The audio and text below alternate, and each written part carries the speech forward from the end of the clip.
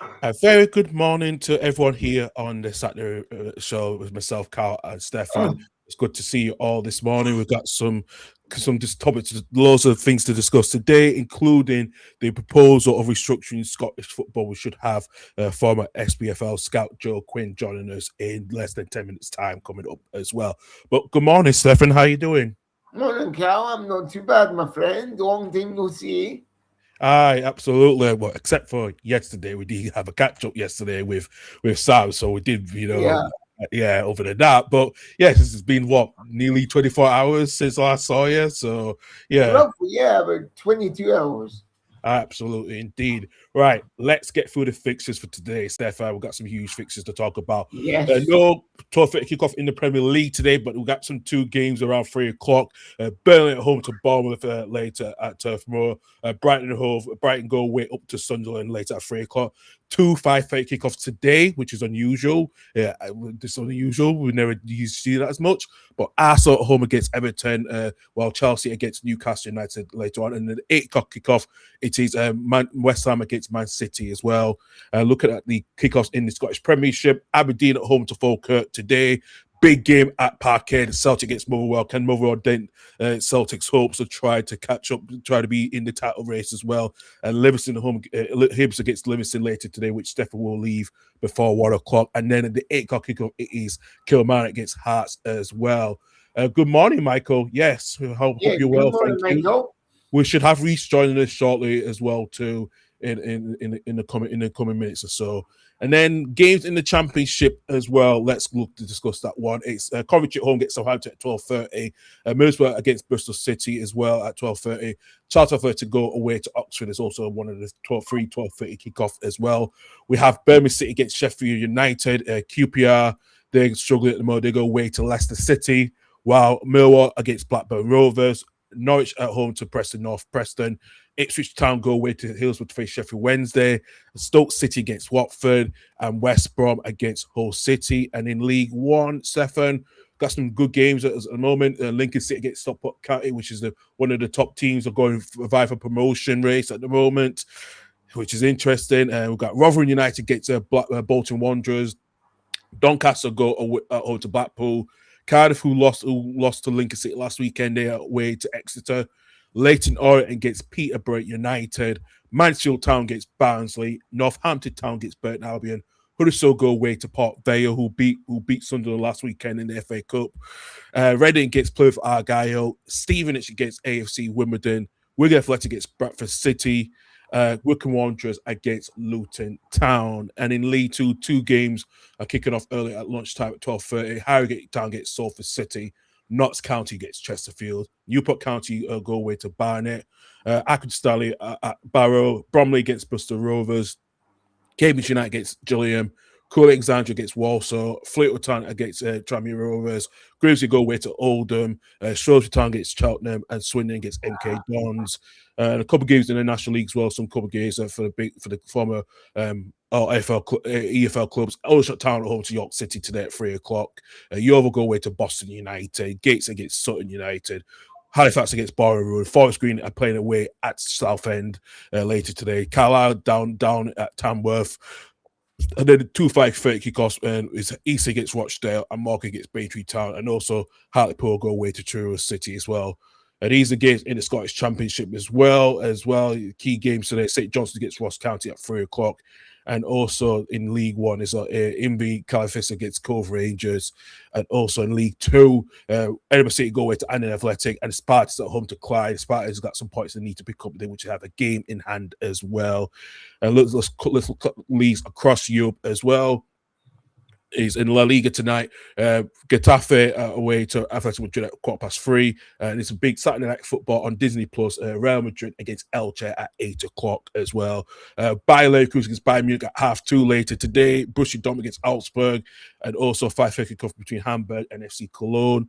And a couple of games in Serie A: Inter against Atalanta, Napoli against Lecce, and then a 7:45 kickoff between Udinese and Juventus. And let's go down into the other leagues across Europe. Dutch Eredivisie, Ajax against Sparta Rotterdam is at 8 o'clock, and PSV against NEC at 5:45. And there are only 3 games in League Earn as well. Lorient gets Lens, at 4 o'clock. Angers against Nice at 6, and then 8:05 is Monaco against Brest at 8:05. Let's look at games on Sunday. There's 4 games in the Premier League on Sunday as well. We have got Crystal Palace home to Leeds United at 2 o'clock. Man U against Aston Villa at 2, and Fulham are go away up to Nottingham Forest. Well, it's a big game between 4:30 between Liverpool and Tottenham Hotspur. We will talk about Tottenham later on again after a dismal week in the Champions League and the controversy with Anton Krinsky after his substitution as well, with Igor Tudor just blanked him as well.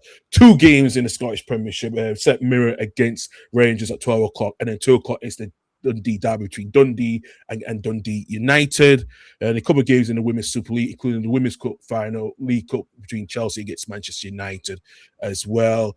And also in the Scottish Women's Premier League, Celtic gets Hibs at 1 o'clock, and it's a 4 kickoff between Hearts and Rangers as well, which is now split. It's now the Championship round, and the relegation round is Aberdeen gets Motherwell and Montreal and Hamilton as well. In La Liga as well, tomorrow afternoon, we've got Barcelona at home to Sevilla at 3:15, and the Real Sociedad at home to Osasuna at 8 o'clock. And also Stuttgart over to Leipzig in the Bundesliga at 6:30 as well. And the big kickoff tomorrow is 7:45 between Lazio and AC Milan tomorrow evening, after AC Milan got the win against Inter last weekend in the Milan derby as well. And at 5 o'clock, Como against Roma as well. And looking down in the other leagues, with League no PSG and not a match be postponed due to some for other reasons, due to the with PSG still in the Champions League, which they got the game postponed.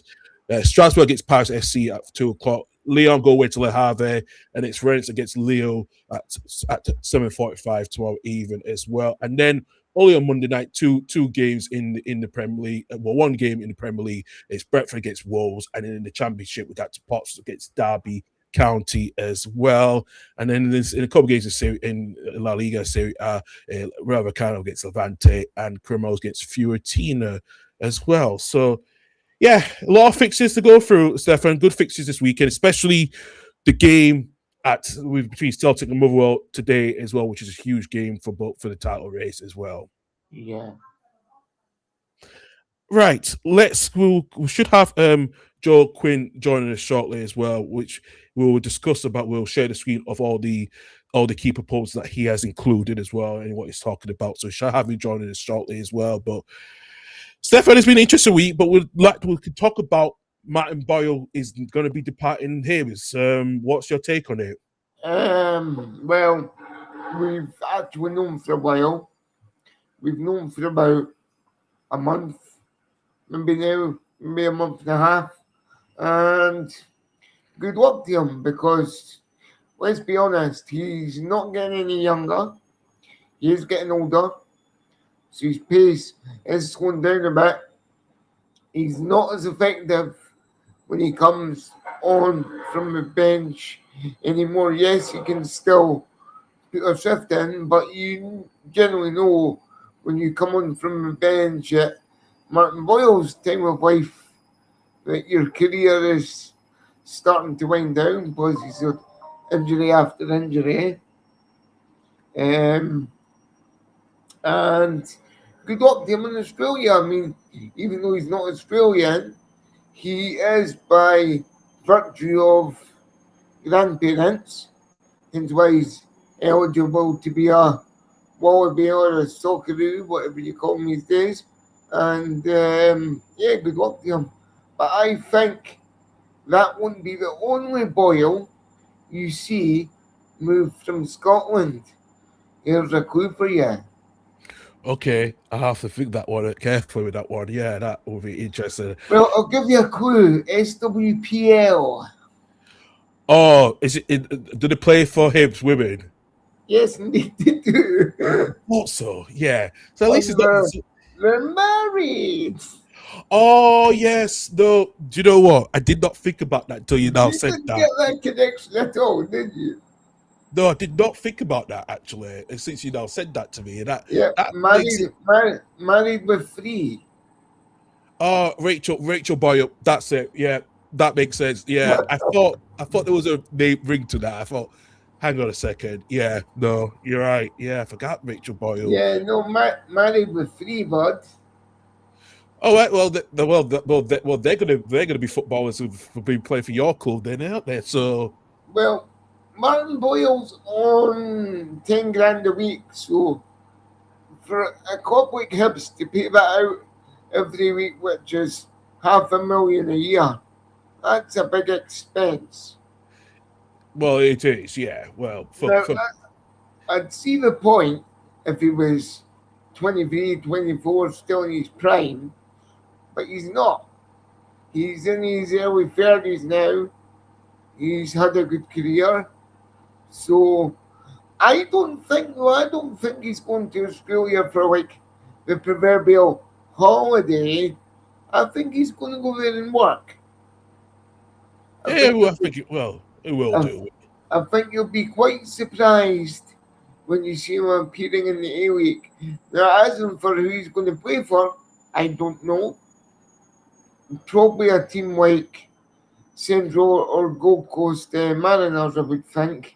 A team with a slight bit of pedigree, maybe Melbourne Victory, Perth Glory, something like that. Yeah, because I know his father was born in Sydney, so I do know that fact. It could be in that Sydney area, you know. Could even be the Sydney Wanderers as well. Yeah, absolutely. Because I forgot his father was born in Sydney as well. So yeah, it'll be interesting what he does and which club he join as well, and that is going to be interesting to discuss as well too. But the question begs, for him leaving in the summer, who do you bring into the place, or do you give one of the young academy prospects that's coming through Hibs a chance to fill that role and have a good few years in the Hibs jersey? Yeah, absolutely as well. That'd be interesting as well. Yeah, I said because I'm not looking at your squad. I'm just thinking who's the latest one that's come out the academy. The only person that's come out the academy. Well, you've got Rory Whittaker and players like Rudy Milotnikov. that's what I was thinking as well. Yeah. Okay, that'll be interesting as well. What will happen with that scenario as well? Right, let's get on to get our first guest on the show. Yes, we. I just said at the start of the show that we have a supporter and an SPFL scout who's launched his campaign his proposal to restructure Scottish football, and we've put the websites on the description as well if you guys want to have a look at it. But let's say good morning to former SPFL scout Joe Quinn. Joe, good morning to you. How are you doing? Oops, we hope we have some technical issues. I should try to get Joe if it's. Joe, good morning.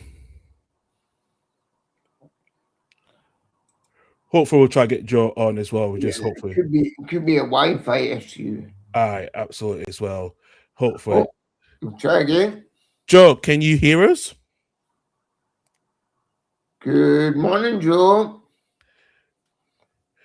Just a bit of still trying to work on this. We should hopefully we'll get him on as well, just see the volumes up as well. So yeah, as I said, this is the good our guest joining us, but we'll try to see if we could get in a private chat to make sure he's having any issues at the moment. But we should get him on again. We'll get him on shortly as well. But yes, we will able to hear us.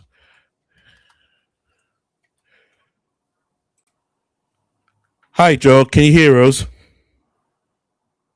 Oh, there he is. There, we got him now. Joe, good morning to you. Morning, Joe. Can you hear us loud and clear? If you click on the little arrow next to your microphone, that'll bring up all your options. Aye. Down the bottom. Yeah. There's a little arrow next to your mic. Yeah. Joe, if you come back in and come back out again, we hopefully we can get you loud and clear because, like I said, we can't hear you. So,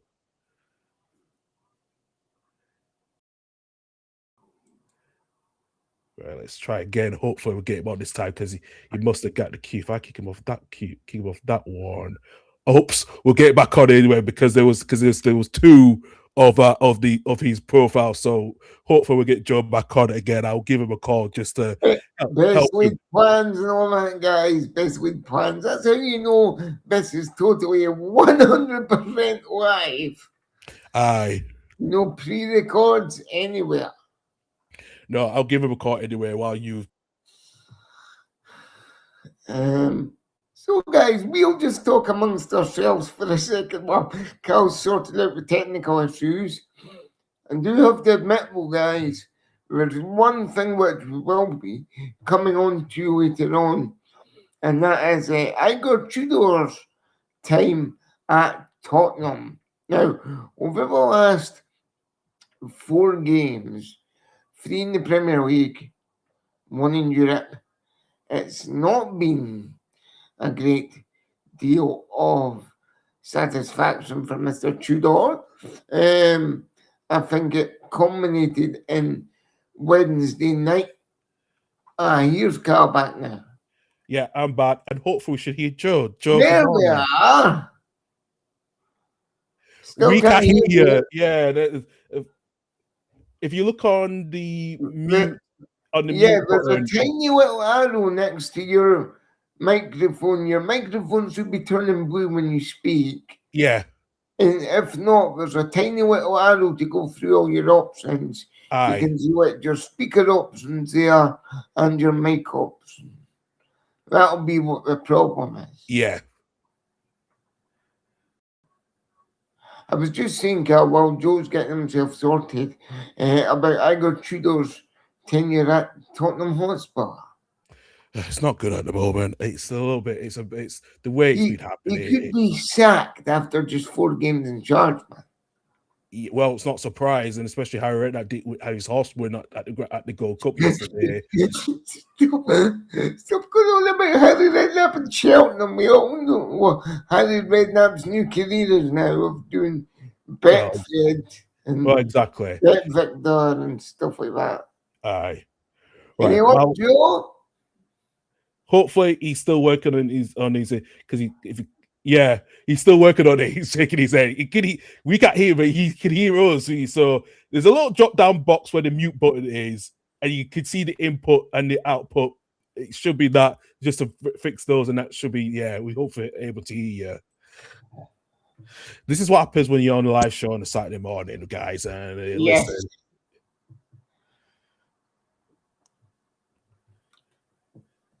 It happened on the championship review a few weeks ago, guys, where Michael thought we actually started at 8:20 when, in actual fact, he missed the first 20 minutes and about, 4 games of the entire show? Yeah, absolutely. So it does happen, guys. It does happen. It does, especially on a Saturday morning. Yeah. But we'll give this one thing because it's quite important. Aye. Who would you like to see take the hot seat then, Mr. Brown? He's actually going with Sherwood or Harry Redknapp. Who would you like to take the hot seat? See, you could have the 2 of them in the hot seat. You could have Redknapp as manager and Sherwood as assistant. Or if you like it the other way about, Karl, you could flip it around. Well, that's true. It could be one or the other, but like I said, I bet Sky Sports will want the compensation if Spurs take Sherwood and say, look, if we paid you got to pay his contract out. So vice versa anyway. So yeah. We'll hopefully get Joe on this fixing the little bit of technical issues as well. But you're right, but it's just the thing what's going on at Spurs. It's dreadful. It's absolutely dreadful. The way the Champions League gets Atletico Madrid, it's so destroying. I'm not gonna lie to you. The way things just happen on Tuesday night, the way they went. Was it 3-0 down after nearly 3-0 down after 20 minutes? Yeah. 4-0 down after 22 minutes. 4-1 down after 26 minutes. And that was including subbing the goalkeeper in between that time. Now, if you know that your number 1 goalkeeper is fit, right? This is the thing I don't get. Why not play him? Why stick him on the bench? I mean, I know you would normally give your second goalie I run out towards the end of the season, maybe the last 2 or 3 games or something when the season's done and everyone's in beach mode, but Yeah. not for a big Champions League game where you could be still playing knockout football, even though, in my opinion, guys, you're a championship side elect now. Well, we'll see about I'll talk about. Oh, we should have Joe. Joe, are you able to hear us? Good morning, guys. Good morning. Hey, Good morning, just me Joe. How causing you doing? issues. Yeah, how you doing anyway? Yeah, I'm okay, guys. I'm okay, guys. Thank you for having me on this morning. No, No appreciate that. problem. Appreciate it, no problem as well. You know, Joe, I didn't expect we were going to talk about the future of Scottish football until I saw your page pretty much on SSN Sports, which I'm going to share and bring up, and you can talk about the first of your key proposals, so which is going to be interesting because I know you brought out the fourth proposal of the referee structure. So we're going to go through this step by step, and you can discuss.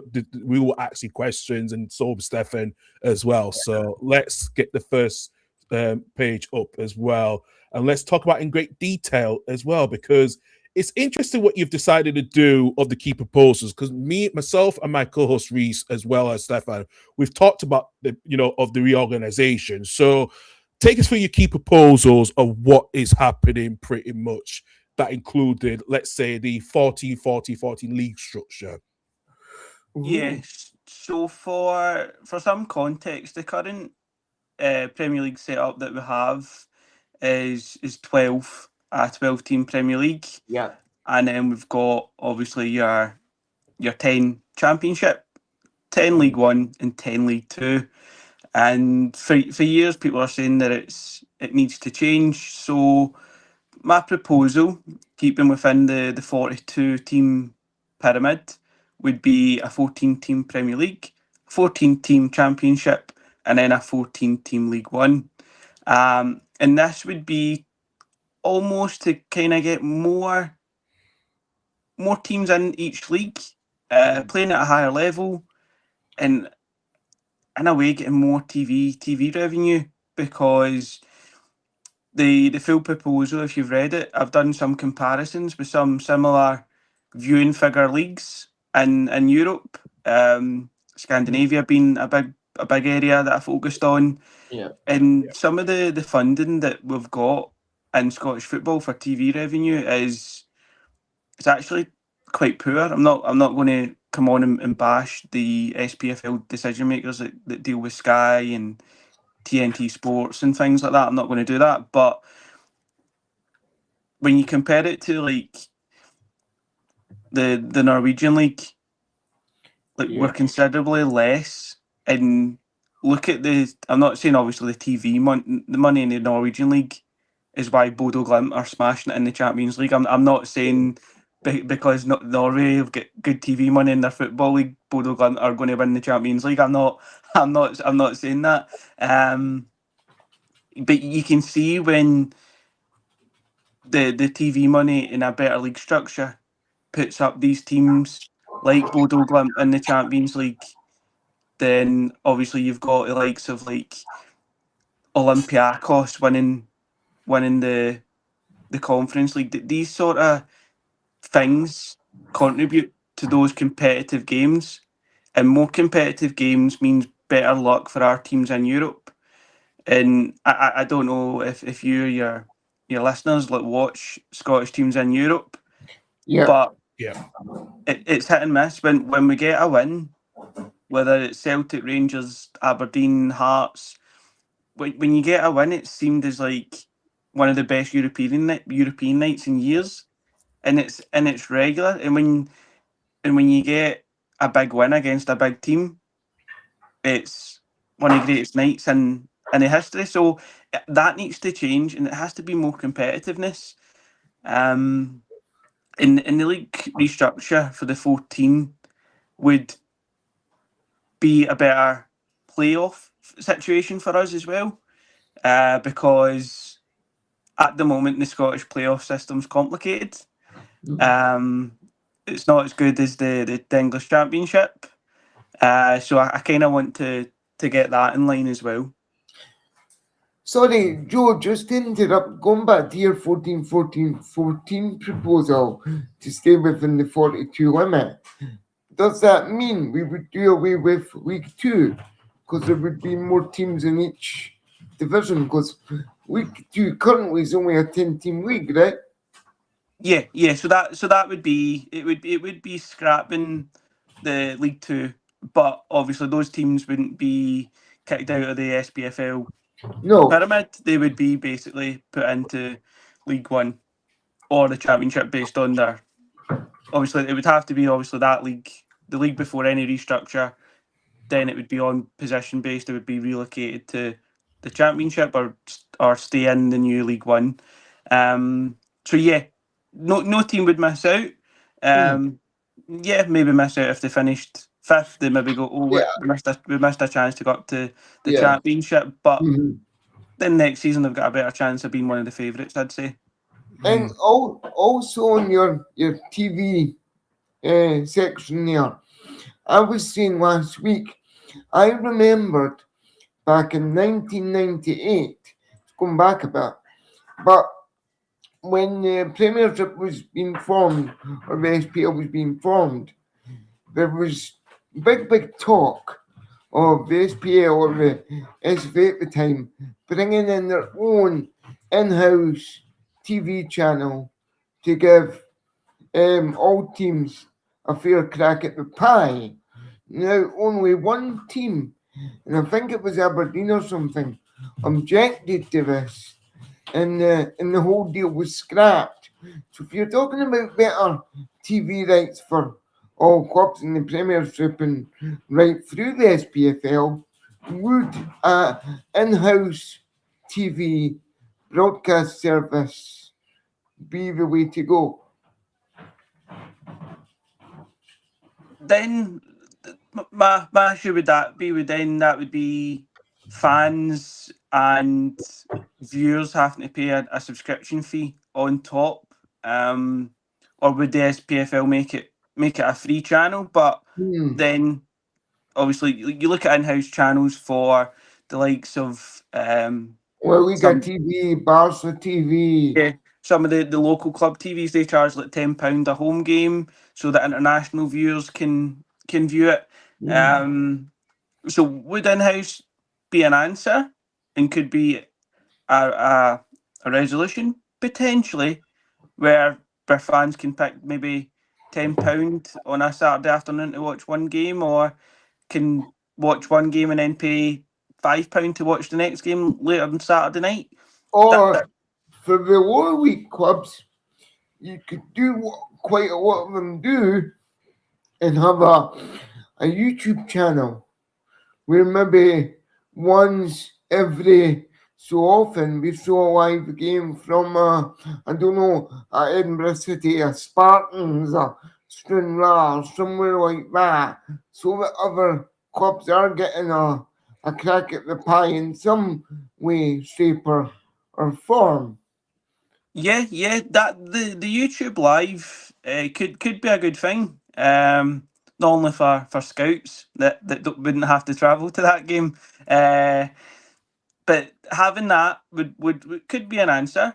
But then again, there's SPFL regulations that would stop broadcasting, and then obviously you've got the 3 o'clock blackout in the UK as well. So you would have to kind of work around the SPFL, because obviously before I can't be sure, but I'm pretty sure you can't show any footage before like the sports scene that's on BBC One. So you kind of have to watch the SPFL have got the final decision. But if they were to relax those and clubs were to offer those YouTube live games, then yeah, it could be an answer. And would that allow more? Would that encourage more fans to go to the game, or would it encourage more fans to stay away from the game, knowing they can watch it on YouTube at home or while they're taking their kids to swimming? So it's a catch-22. There's so much. Yeah. Yeah. For it. It's sword, isn't it? That's the thing. Well, especially what's happening down on the south of the border, Joe, because look like the next Premier League rights, it looks like there will be an end of the 3 p.m. blackout. There's been talks about that for quite a while of what the next deal is going to be. But if like I said, if does that the Scottish FA will have to make that decision. Do they be the only one across Europe keep the blackout, or do they decide to go to follow what the Premier League is going to do in England to end the 3 p.m. blackout? Because we know that certain TV channels like Premier Sports have just bypassed it, especially when it comes to La Liga games now, because they now say, look, so seeing that, when they also seen with DAZN doing that with the National League as well, they're showing games at 3 o'clock on their service. Do you see the impact could change a bit? Like I say, it could be a catch-22, can go one way or the other if it could improve the attendances or decrease the attendances. Yeah, for me, you'll get your loyal fans that will go to the game no matter what. For example, last night at Greenock Morton, there was a game on the TV, and there was still a good home crowd there, even though it was on the TV. Weather was terrible. It was cold, and it was a good packed Capitol last night for Greenock Morton versus Partick Thistle, and that was on BBC One. So you get your loyal fans that will still go support the team, put money into the club, go and have a chat with their friends. So there will still be the loyal fans that will just go, you know what, it's on TV, I'll still go. And you look at, obviously, I know you can't really compare it to the Premier League, but how many Premier League games are on the TV and you still see full stadiums? When on a Sunday early kick-off, you see a full Etihad and stuff, and but there's jokes about an empty Etihad. The Premier League's got the money to do that, though. Exactly. One of the richest leagues in the world, where Scotland could be a good league, a good league structure, if it's done properly. Reading, I've not had time to read all your proposal, obviously, but reading the key bits for me were over the TV rights, the 14-14-14, and the refereeing structure, which we'll come on to, because I think that's everyone's bugbear within the Scotland game at the moment. Yeah. I need to watch what I'm saying when it comes to referees. That's all I'm saying. But my proposal kind of highlights it. I got on well with some match officials due to the nature of my second job doing a security guard. So yeah, we can talk later about match officials, but I just need to watch what I'm saying in case they do watch this and they come and give me a red card. Yeah, we'll try to keep it, but we can't guarantee you anything for you, Joe. Right, let's move on to the phase 3 of the cup competitions. We talk about the Scottish Cup, no changes. It's what it has been. But let's look at the Premier Sports Cup, the League Cup format. The current format is the group stage. Yeah, I like this. Yeah, the group stage, and you wanted to be scrapped in more of the streamlined knockout-based competition, which was back before in the early 2000s and so forth around that period as well. So the Scottish League took a 6-1-T format. So the first round, it's interesting what you're doing at the moment because the final is going to be more later in the year. So round 1 will be like team schedule in September with 30 lower SPFL clubs with 14 Premier League clubs between 6 to 12 players. So, and also you're getting teams from the National League and North clubs as well, and that one playoff winner, which is the home advantage will decide by draw. But looking at here, because the second round it's the teams coming in onwards with the 16 teams between October and November, with the rest of the top 6 from the Scottish Premiership coming to that scenario. And the final is more likely to be paid, let's say, maybe February, March. Is that what you kind of see in the ballpark figure? Yeah, February, March. The previous setup, it was very similar to that. There was, I think it was like maybe end of February, start of March. I remember it as being. I remember it as being one of the first major trophies in Scottish and UK football to be won. That's how I remember the League Cup, Premier Cup, the CIS Cup, whatever you call it. I always remember that cup being one of the first trophies to be decided in UK football. And the format that it's currently got now, the league stage, it's I think it was a decision that was made probably over a coffee morning, going, yeah, that sounds good. Let's do that league, a league cup league. Let's do a league cup league. Oh, that sounds good. Let's do it. No disrespect to the person that came up with it or people, but Yeah, that's like, obviously you look at the English League Cup, which obviously the finals next month. This month, Next uh, weekend, yeah, next next weekend. weekend, next yeah. weekend, and that's like, obviously, can you imagine like League One, League Two sides playing, like starting the league mid-July for the League Cup, and to have the final in December. Now imagine English football fans going to Wembley the week before Christmas in December. Like, Yeah. Yeah, it wouldn't be right. So I kind of wanted to go back to the old format that it had Now, and the current sorry, fixtures. sorry, Joe, just to interject again. We all know our League Cup, in terms of a prize, it's not worth very much at all in terms of money, funds to clubs.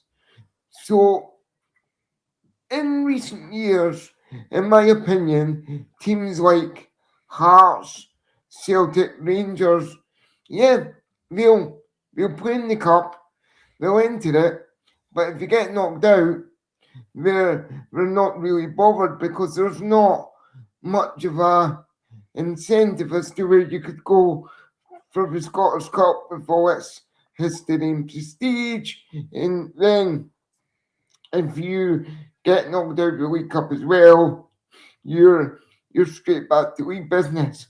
So do you think we need to make it more of a incentive for teams, or are you happy with its current prize denominator, if that makes sense? Yeah, yeah. The current prize dominator, I'd say, is okay based on the current setup. I think if it was to go back to the old setup, extending it, having obviously those more games on the TV would increase obviously the prize fund and increase the money for clubs. And the incentive is always there, depending on what club you speak to and who you speak to. Obviously, you've got the likes of like the Celtic and Rangers that will win it because they want to win it, and it's an trophy to their ever-growing trophy cabinet. And then you've got the clubs that have got ambitions to play in Europe that want to win it to try and have the best start or the best possible qualifying round to the Europa League Conference League. So it's that the incentive is there for most clubs. Financial incentive, it could be better in increasing the teams, taking out the league structure. It is good that way because then if you're extending it midweek games, and then that's great because then you're putting TV money and the increased prize pot because there's more teams. Yeah, I get that, but I've always seen the Premier Sports Cup in the beginning when it's at the group stage, like a bit of a pre-season friendly kind of cup, because you've got teams like Hibs, for example, my team, playing the likes of Bonnyrigg Rose, Iowa, Stranraer, for example, in a group stage when realistically, even though it's not full season underway, realistically, the Premier League team should blow those other teams out the water. No disrespect to them at all. So, in that sense, I get where you're coming from. Scrap the group stage because it's not very fair at all. Yeah, it gives the little teams a chance of a few big teams at their home ground or whatever, but in realistic terms of a result, But in terms of qualifying for Europe, does that cup actually allow you to get a better place in, or is it just really a good cup for a smaller team, a smaller club to have in their trophy cabinet and say we've won the League Cup kind of thing? Yeah, no, I'm pretty sure it does offer a qualifying round in I'm pretty sure it's the Conference League. I can't be sure. I'm pretty sure. Yeah, I Our, think our, it cup, is. Yeah, our cup winner for the League Cup is the Conference League, and then the Scottish Cup is the Europa Europa League. League. Yeah. That's interesting. Actually, it's quite interesting. Yeah, in that incentive, because obviously if it's Celtic or Rangers that win it, then that Conference League playoff goes to the league standing. So Yeah, then obviously if there's that incentive of if we don't win this League Cup this season, let's try and play for fifth. We could maybe get in the conference. We could maybe get in the conference, or try and get fourth.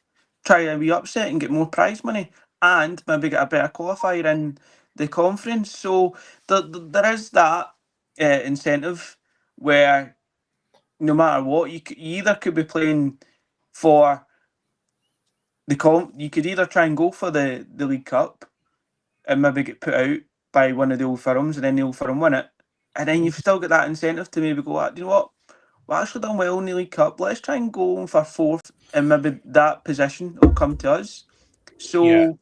So yeah, the League Cup is that was probably one of the biggest aspects of the proposal that took me the longest. The League Cup and the Highland League and the Lowland League. That was the two biggest ones that took me, well, the biggest head scratchers, because like it is a complicated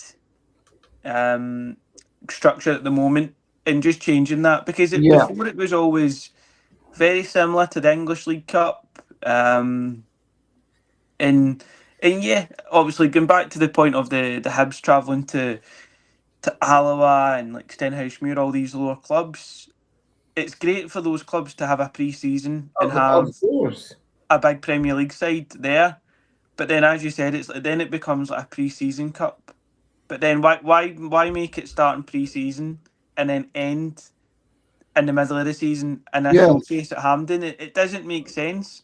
And No. for me as well, having those teams start their League Cup campaigns in like mid-July, like they've not had their normal pre-season, like, because pre-season starts normally sometimes the 1st of July or just slightly before. So with the structure being changed, it allows clubs to have a pre-season, and it's better for player welfare, because every one of my proposals, I was thinking about the players as well, the player welfare, because the last few years has been like, there's too many games, there's been this, there's been that, and for me, speaking to players, knowing a few players, like, is it fair on them to start their season really early? Yeah. Then yeah, because then sometimes they're cutting. I think, was it last summer, there was a player that was playing in the League Cup and he missed the game because he was on holiday with his family. So I don't know what player it is. Shout out to him if he's watching. That's interesting that a player had to be signed because he had to go holiday with his family. That's quite interesting. Yeah.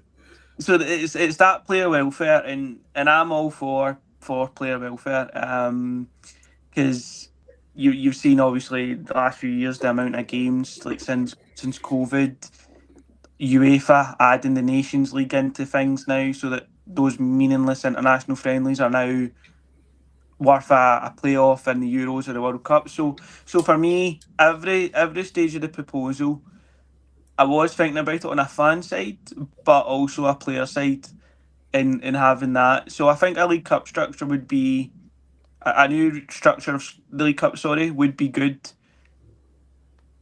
for player welfare and for fans, because it's not that pre-season cup. Yeah. And I would feel and I do feel bad changing it, and these clubs missing out on like the big championship sides and the Premier League sides coming to them, and I really do regret that side of the proposal, because I was like, oh, that means these clubs are going to miss maybe a big day with Aberdeen, Dundee United, and I did feel bad, but then I'm like, but what's to say they might get drawn against them in the later rounds. Yeah, Exactly. So I was a wee bit. I was like, oh no, I feel terrible. But then again, who's to say they might get them drawn further down the line, or even better, might get an Old Firm. That's right. Interesting as well. We'll say good morning to our resident Reece. Reece, good morning to you. Morning, Reece. All right. Yeah, not too bad. Yeah, we did get your message anyway. So I just wondered, do you have any questions for Joe? Because we're about to move on to the phase 4 about the refereeing structure. But giving you takes Sack them all. That's phase 4. Sack them all. I'm just putting on my sunglasses. My eye is absolutely killing me for some reason, and I'm sitting in pure darkness at the minute. That's fine. That's why you're not on camera. It makes sense. So, well, you are going to come out soon. So, yeah. You got the dark glasses on. Yeah. My eye is genuinely sore. I can't even open or close it properly. I don't know what the hell's going on with it. So, all right, absolutely. All right, let's move on to phase 4 about the referees. I did actually want to. Yeah, go on, Reece. Yeah, I was actually thinking about. So, I understand why the tournament's actually a league phase. I actually am more for the league and the knockout phase, but I actually would change it a little bit. I think it's right to do it in that way, where you have groups one way, but I actually would do it like as you've got like the Highland side. I would include all the Highland national clubs with all the Highland League 1 and League 2 championship clubs, and I would have the same for below the Highlands. So I would actually split them. So that means you can still have your league phase, well, the group phase that they've got. You can still have the pre-season, but I would definitely split between the games when they start versus the contrast of when the Scottish Cup starts. So say the Scottish Cup doesn't start until, well, for the bigger clubs, generally it starts around late October. But you could have the concentrate start of the season where not immediately your pre-season, but say you get 2 or 3 games under your hat. Every club that's competing in the League Cup must have at least 2 pre-season games under their belt to at least get players into sharpness. And then you've got your cup phase where the group starts, but maybe do it in terms of how you do it. You could extend the groups a little bit. So I know normally they try to do quick in phase, like first teams progress and all sorts, but you could do it like a home and away tie, where it's actually more effective. It means more games under their belt, but they're actually sharper going into their league campaign. And then say after the group phase is done, there's no League Cup until say after the opening rounds of the Scottish Cup. So you actually blank out. That means the schedule is a bit more lenient. And it still ties into the season still finishes, or the League Cup will still finish like end of January or whatnot, or start February. It at least extends it out where it actually fits the players, where they're not being overworked. I don't know if you've considered that, Joe, but just like a food for thought. No.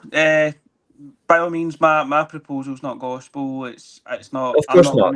I'm not going to go against someone else that's got a different idea. I liked your idea. I like it a lot. I didn't think of it that way. I love the no buys part, by the way. I love that. Yeah. And I like how my proposals like got people talking, and the amount of different ideas I've heard from different people. I'm like, oh, that's actually a good idea. I didn't think about that. And that idea, the home and away thing, and the more lenient, obviously, I don't know if you heard me talking about the player welfare and things. That again would fall into one of my big things. Yeah. Again, for fans, that it would make, if we keep that league structure and do the home and away, that would be like maybe like one of your wee sides doing a home game against a top championship. Exactly. And then a home and then going away to a big Premier League or a big Championship ground, and you hear so many people when they come in my position on my second job doing security. I hear fans coming and go, I've never not been here before, not been here in ages. I love it. I love it. It's old fashioned and things. Like and obviously I'm talking about Capello. If no one kind of fits on, it's an absolute fantastic stadium. It's compact, but it's just a typical old school Scottish ground. And you see that when you see on the football pages, it's like one of the go-to grounds for like ground hoppers. Like, oh, I need to go Capello. I need to go Capello. And honestly, like it's a community club, Capello, and it's a well-run club with good staff. I can say that I love all the guys that work at the ground. So you've got these small teams maybe coming to a ground like Capello and seeing a community-run club, hands-on staff, old school ground. Then that would be a good consideration. And then bringing it in line with the Scottish Cup. That my only idea would be then one weekend would be the Scottish Cup, and then midweek would be the League Cup. But how would you? Then would it be fixture congestion maybe once it comes in line with the Scottish Cup? Potentially. I think another way to do it as well. This might go against what I believe, because to be fair, I've said it for a while. I actually like the League Cup in the group format, and I was just rethinking about your league phase, and you've got. I quite like the idea of 14, 14, 14. I actually think the SPFL should be 16 teams, but I can see why you've gone for 14. But I was thinking, like, you don't want to necessarily make the Scottish Cup a group phase, but there's so many teams that participate from the Highland and the Lowland leagues, which makes it a little bit more complicated in terms of the phases.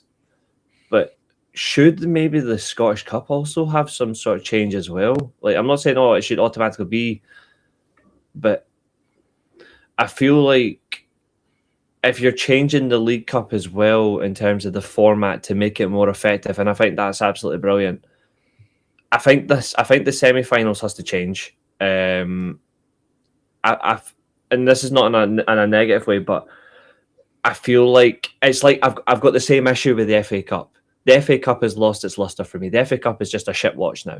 Yeah, but like it's not Wembley now, as an I would like it to be in neutral grounds. Like, if you're going to do it in Glasgow, one semi-final, if they allow it, one semi-final at Ibrox, the other semi-final at Celtic Park, or you do a split allocation where one's in an Edinburgh stadium, so like Easter Road if you want to die, or Tynecastle if you want to change your colour of your clothes. And then you've got one like you could rotate it around. Obviously, a lot of fans might get upset saying, why does it have to be, why not at Hampden Park? But do you really want to go to a semi-final where you think you've won it and then you're at Hampden Park the next month and you go, oh shit, we've got another game to play? But or Reece will do you one better. If there's no rugby on, you could use Murrayfield. I don't know, because Murrayfield, you would need to bring in all the... Murrayfield doesn't have any football, any legitimate football facilities within the stadium. You'd have to actually physically bring them in. Yeah. Used it before. But you would have to do all that, though. The thing is, though, is like with Murrayfield, it's a controversial. Actually, it's not really controversial as a fact. Murrayfield is a better stadium than Hampden. Yeah, I agree with that. So, quite frankly, if you're going to host a final, the final would have actually been better in Murrayfield because it's a much bigger, better stadium anyway. But Hampden has a unique feel as well. But the reason why we know they do Hampden is because it separates the fans from the track. It prevents mass chaos. Murrayfield, you don't really have that. It's easy access. Mind you, I'm not against that. I'm a little bit of chaos and I'm all for it. But I feel like we need to get neutral venues somehow. Like use the two bigger stadiums. I know that goes against like Aberdeen and Dundee. They'll feel offended and all that. But most of the teams anyway compete down in our areas. It makes more convenience sense, maybe like one, like on a rotational basis, actually, maybe like what, like every rolling year, one's at Ibrox, then the following year's at Celtic Park, then the other one's at Easter Road, the others at Tynecastle, and it's just like much more convenient to like maybe like the first qualified teams for the semi-finals are then put into, well, you're going to compete in Edinburgh, and the second semi-finals in Glasgow, or they do some sort of draw for it where they go right, this is where it's going to be held. But I think maybe the Scottish Cup needs something similar as well. Yeah, no, I completely agree. Completely agree with you there, and it's not similar. But if you read the proposal on the international football side of Scotland, one of my ideas was putting some games to other grounds around the country, like Pittodrie, Dens Park. Yeah, and I kind of see where you're coming from, because I agree. Hampden has got that glorified feel of playing at the national stadium and winning a cup. I get that, but atmosphere-wise, it's only good when Flower of Scotland's getting sung. Yeah. If you ask me, and this is a debate for another day, but the national stadium could and possibly should be Murrayfield. It was proposed. A couple till Hampden decided to keep it Hampden. It was about a year, 2 years ago, something like that. We know why it's not though. Like, look at the difference of the roofs. Yeah. And there's a reason why Murrayfield as well. Murrayfield is the facilities wise, it's for rugby basically. Exactly. And the fact there's a reason why only pre-season friendlies get held there. I think, was it Manchester United and Rangers last year? Yeah. It was awful. And it's funny how it's only pre-season friendlies. And I think Celtic played a qualifier for the Champions League when it was the Commonwealth Games in 2014. Yes. Hearts have, Rangers have been there in pre-season, Liverpool's been there in pre-season, and Man U's been there in pre-season. It's accessibility. Like, you can get, like, it's easier to get to Murrayfield than it is to Hampden Park. Absolutely. Yeah. And we know that because it's literally just like one quick train stop, or you could just walk for Haymarket. Like, you could walk. Yeah, you've got two avenues. The problem is though, I've been to both stadiums. I actually thought it was much easier. This is getting out of like a rugby game and a football game. I found it so much easier getting out of a Scotland game at Hampden than I did getting out of a Scotland game at Murrayfield. Like, it's ridiculously bad in terms of how it's managed, but it's a beautiful stadium, but it's a piss take to get out. Sorry, it's just interject, Joe. I know what you were saying about Scottish national team taking it round more grounds. Now, I happen to know, and this will bring me on to a quick point before we go into the refereeing structure. I happen to know that the SWN team like to go round different grounds, as do the Lionesses. So, in that respect, we do take it round different grounds. It's just more so the women's game rather than the men. But I agree with the men should bring it round more grounds more often. But just jumping back a wee bit to your 14. This is for football in general. Does that include the Scottish Women's Premier League and the Scottish Women's Football League as well? No. I done a bit on the Scottish women's side as well, international as well. International wise, that would stay the same. There would be no change to that, and it would be the change in the women's football would be the current setup of the SPFL now. Yeah. So I'm talking about a restructure and changing it. But but actually the current structure would work for women's football. Yeah.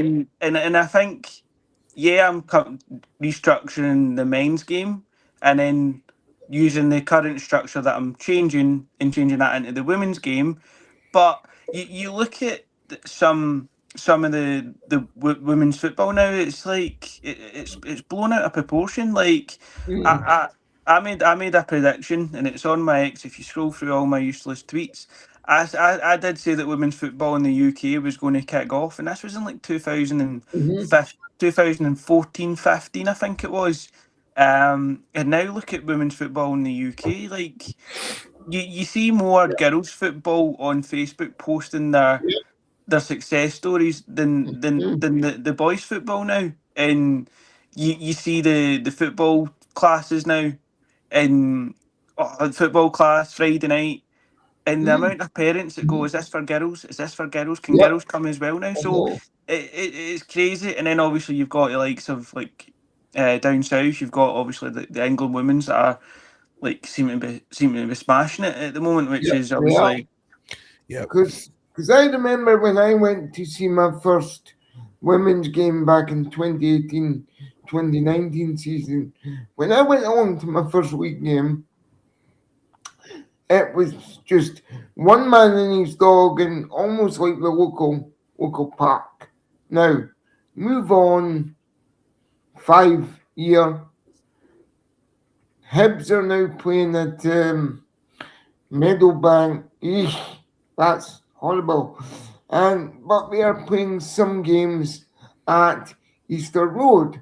And when I was going along, I was like, there's not much online about Scottish women's football at all.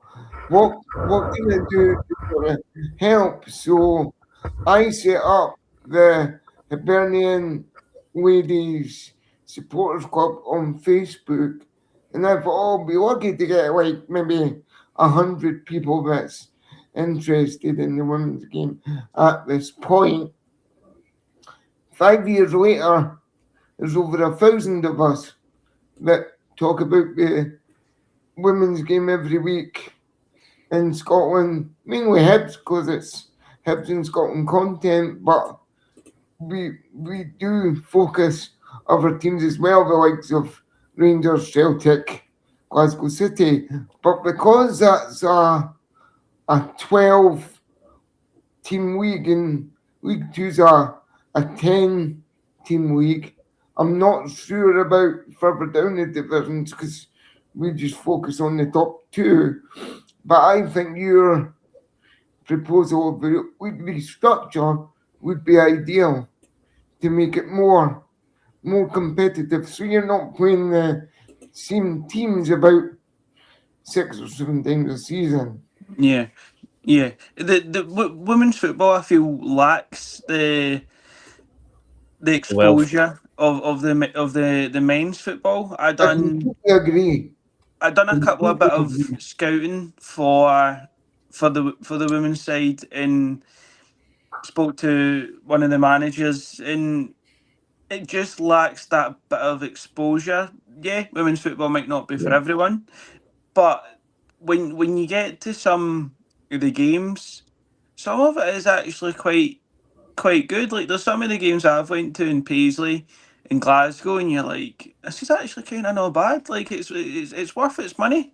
It's worth it. Might not be worth going on TV, but it's you like yourself. That's good value. Like good value, and you get those sense of like community. You can like speak to the club secretary, like get side of the pitch because he's like so handy, and you've got all these people, and I think obviously the women's football at the moment in Scotland is basically obviously they've got the Sky Sports Cup, I think it's called. Yeah. And then they've got Cup, and then the main TV broadcaster is not Sky, shocker. It's BBC Alba. Yeah, and the issue with that as well is for me when it comes to those games, the league the league side of it is it's certain teams that are played all the time. Yeah.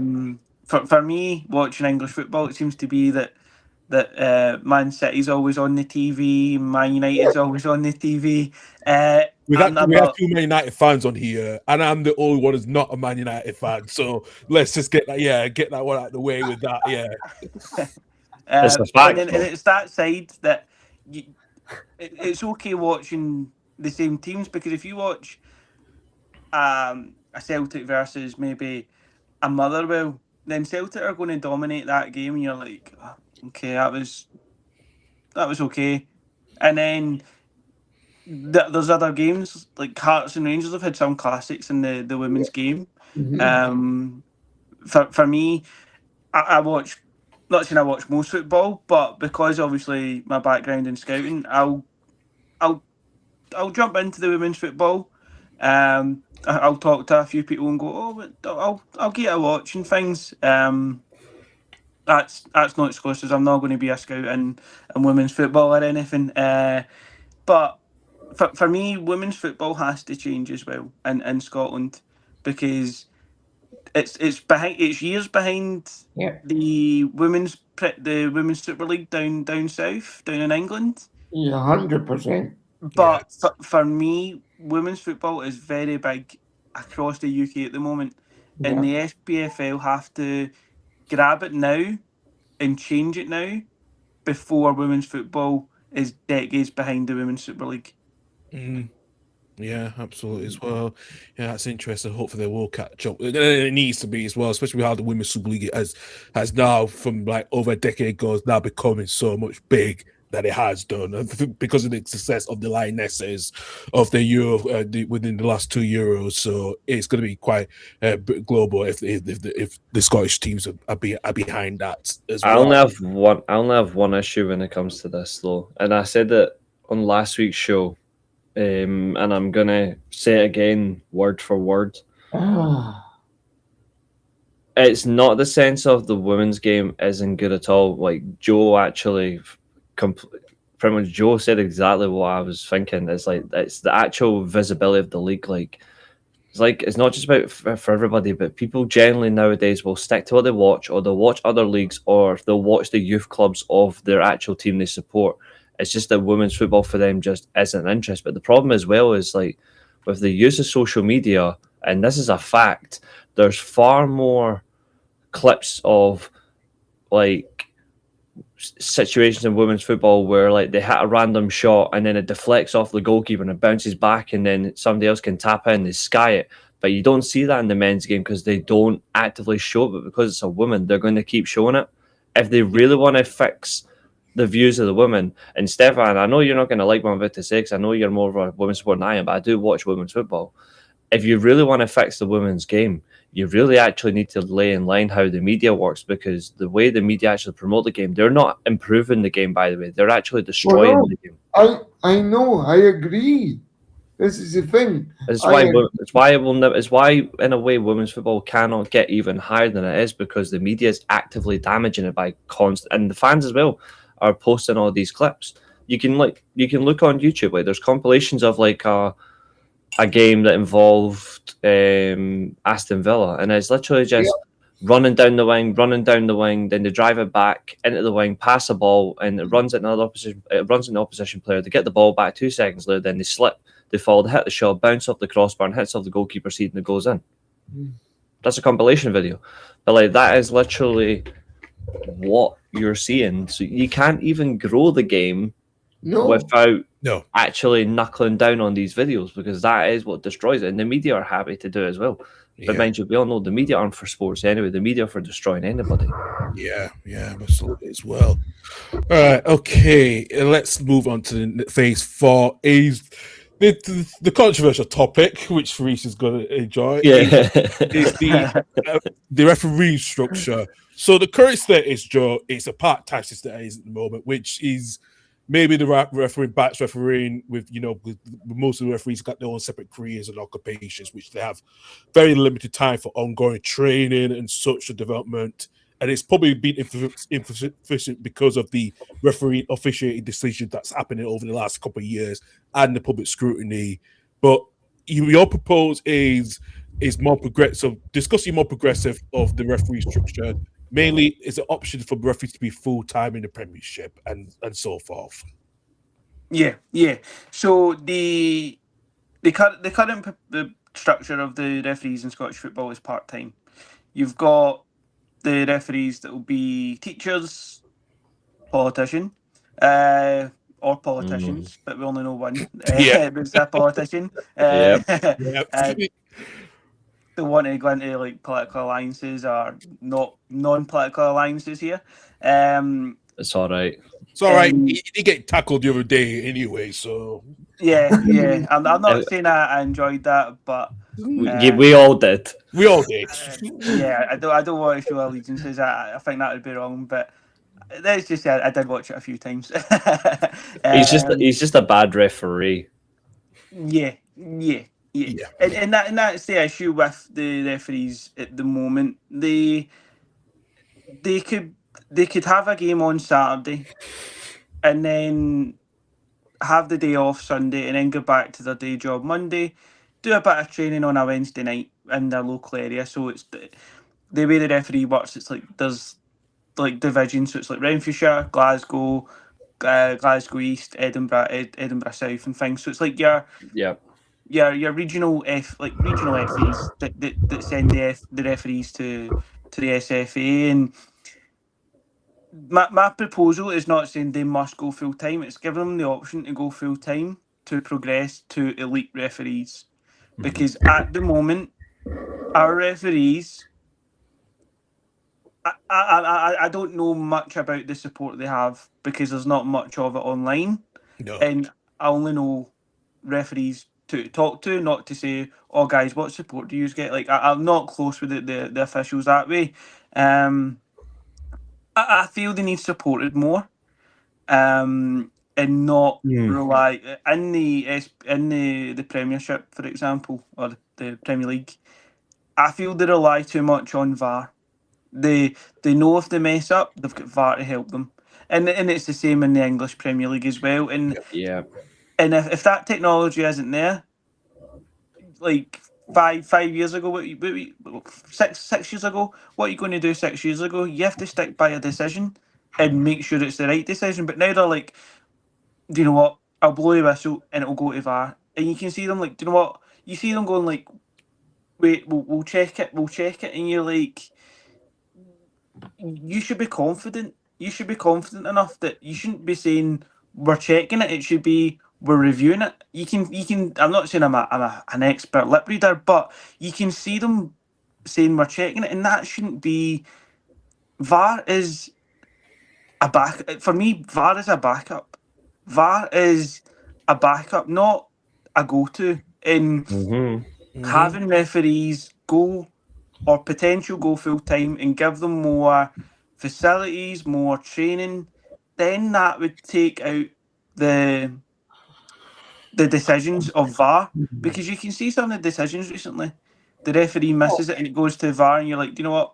Good call. But then the referee's misjudging, he's like not feeling confident in his decision, ignores it, goes to VAR, and VAR gives it, and you're like, mate, you look like an absolute clown. Like you've just undermined the rules by not blowing and then VAR giving it, and then the time for VAR as well. It's you need to be consistent with decisions and refereeing, because if you're not consistent, it affects the game.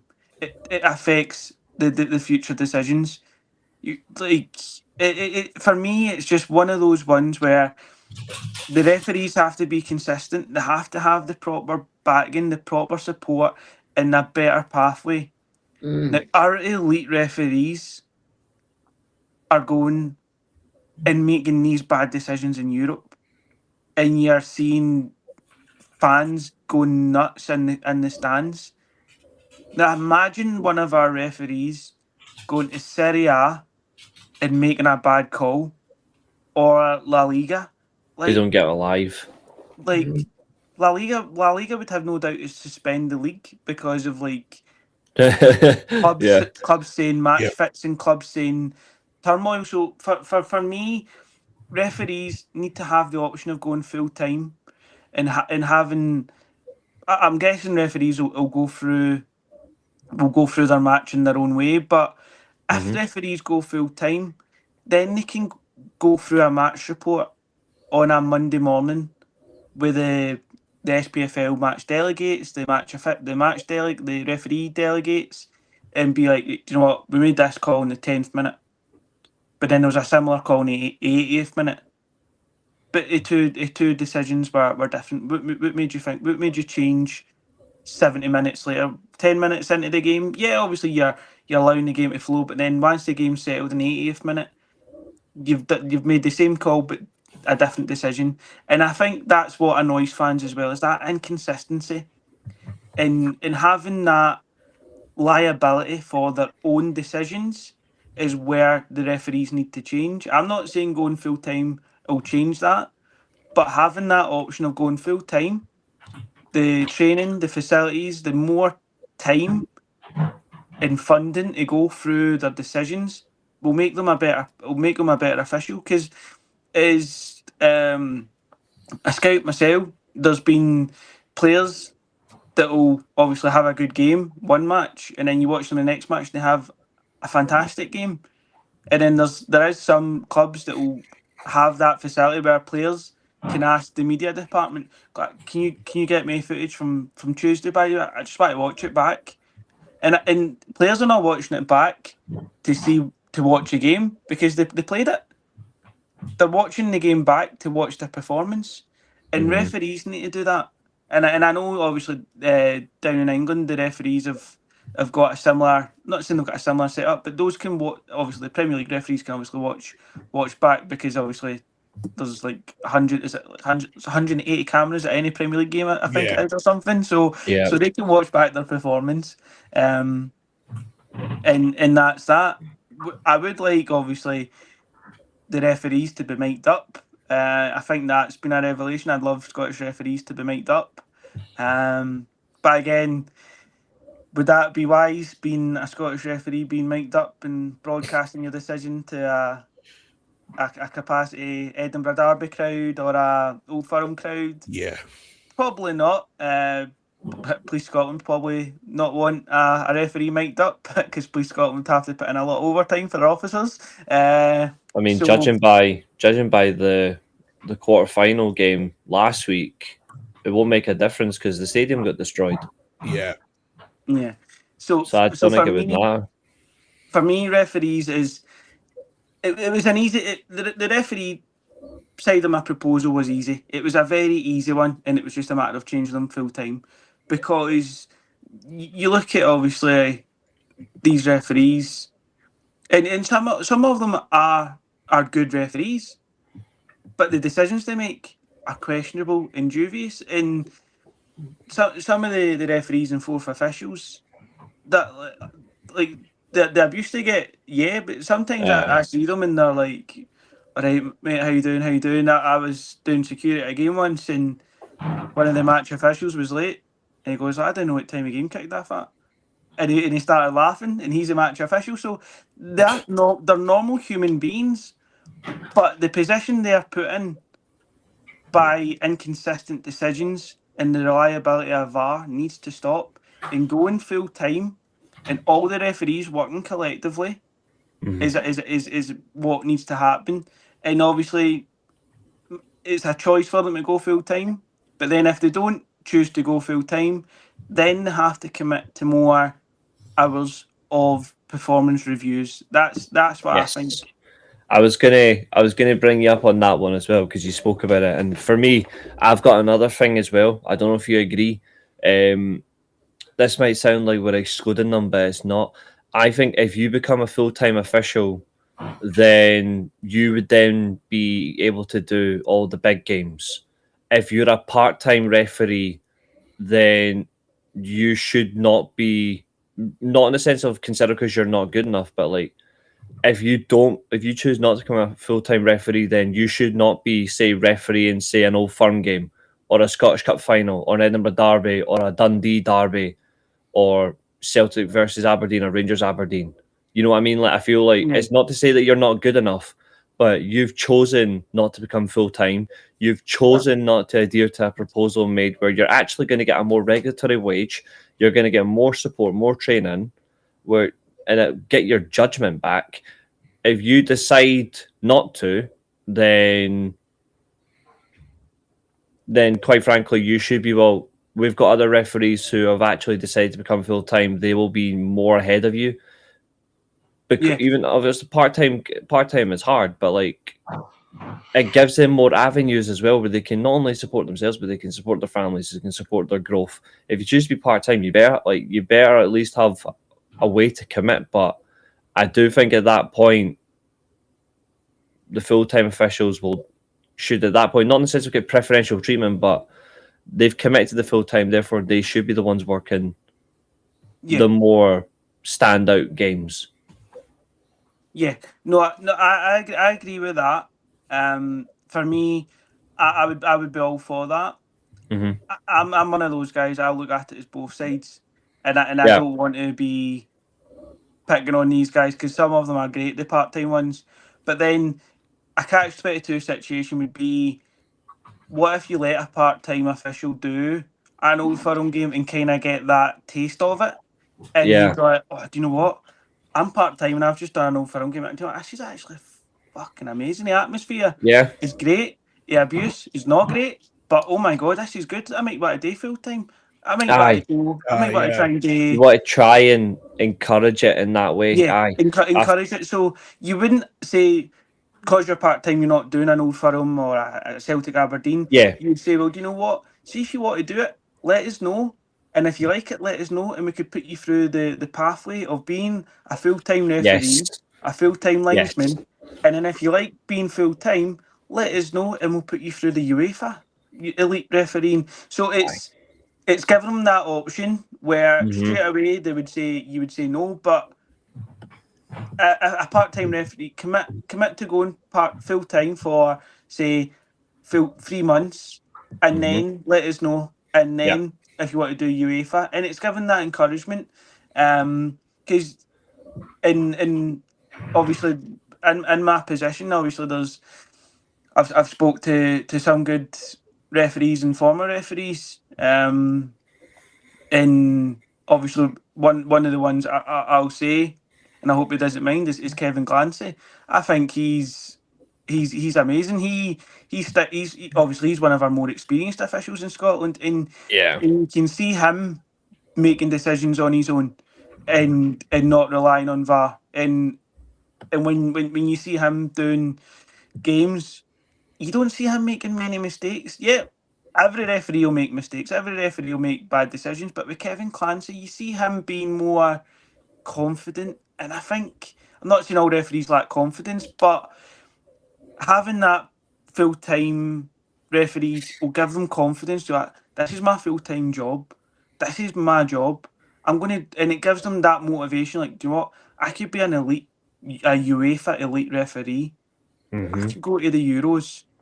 And then if you do it, imagine a Scottish official team being a final at the Euros, Spain versus Germany, match officials, fourth official, VAR officials. That would be a massive thing for Scottish football. And then FIFA would be like that. Do you know what? That Euros final was decent. Who was it? Oh, the decisions. Oh, there was a couple of penalties that were given. No, but a minute, they were actually done. And then FIFA would be like that. Wait a minute, here these Scottish referees and fourth official and VAR are actually fucking decent. The irony is well that the Scottish officials would get to a final quicker than English would. He's got a point there. I can't say as me growing up in England, born in England, he's got a point there. So. No comment. No comment for me. I do that one. Yeah. So. I do look at it in that way. It is so clever. I also think as well, like when you're putting them through, like you say, like if you want to do commit to full-time trial for that 3 months, they've got to be treated like a full-time employee. Like they've got to be paid like the full-time contract. But if then they decide they want to go back to part-time, then they have to be told in advance, like, right, you're going back to a part-time situation where you're not going to get the full-time perks. I feel like that's something I think that's something as well. They have to have a clear expectation where they can't assume, oh, I'm going back to part-time, I'm still going to get full-time perks. No. It stops. You've made your choice. I think that's also really key as well, exactly in that way. But I do think what you said there is great. I think another thing as well is you'll see as well who wants to be part-time because they're lazy and part-time because they've got other commitments that they don't want to let go of, and then full-time in terms of no, this is exactly what they want. I think you can distinct all three really easily, and I think that would really help. But VAR's only, they've always said it's always meant to be a clear and obvious error. Whoever's on VAR should just say at this point this is not a clear and obvious error, and just let the referee's decisions. And that's the definition of VAR, is a clear and obvious error. Yeah. And it's not just in VAR up here in Scotland. Is it a clear and obvious error? Maybe, but let's look at it anyway. And then obviously, is it next season down in England? They're going to be viewing if the ball's out of play or not. Aye. Yeah. As a linesman, how demoralising is if you miss that ball going out, whether it be by a foot, because obviously there's been a couple of decisions recently where the ball has went out. Mm-hmm. But you need to remember, football, a ball's not getting whizzed about at like 5 miles an hour. We can see the ball going easily out. Yeah, it's like 60, 70 miles an hour. It's quick. These balls are getting whipped out. So when the ball goes out and then comes back in, like these balls swerve like a wind, like a wind blower, a penny floater, and these calls are made. So imagine VAR overruling your linesman, and he sees it. But they need to have more linesmen. It's demoralising. It's you're better off just bringing in like football that's got no officials at all. Like jumpers for goalposts, because that's what it's going to be like soon. But there's going to be an AI robot at the side of the pitch, and it's going to and you don't want that. You want, because look at football, for example, 10, 20 years ago, there was no VAR, there was no goal line technology. Yeah, there was a lot of talking points, but in a way, that's what makes football. Football makes talking points. Yeah. But when the talking points are about people making bad regular decisions, that's not football.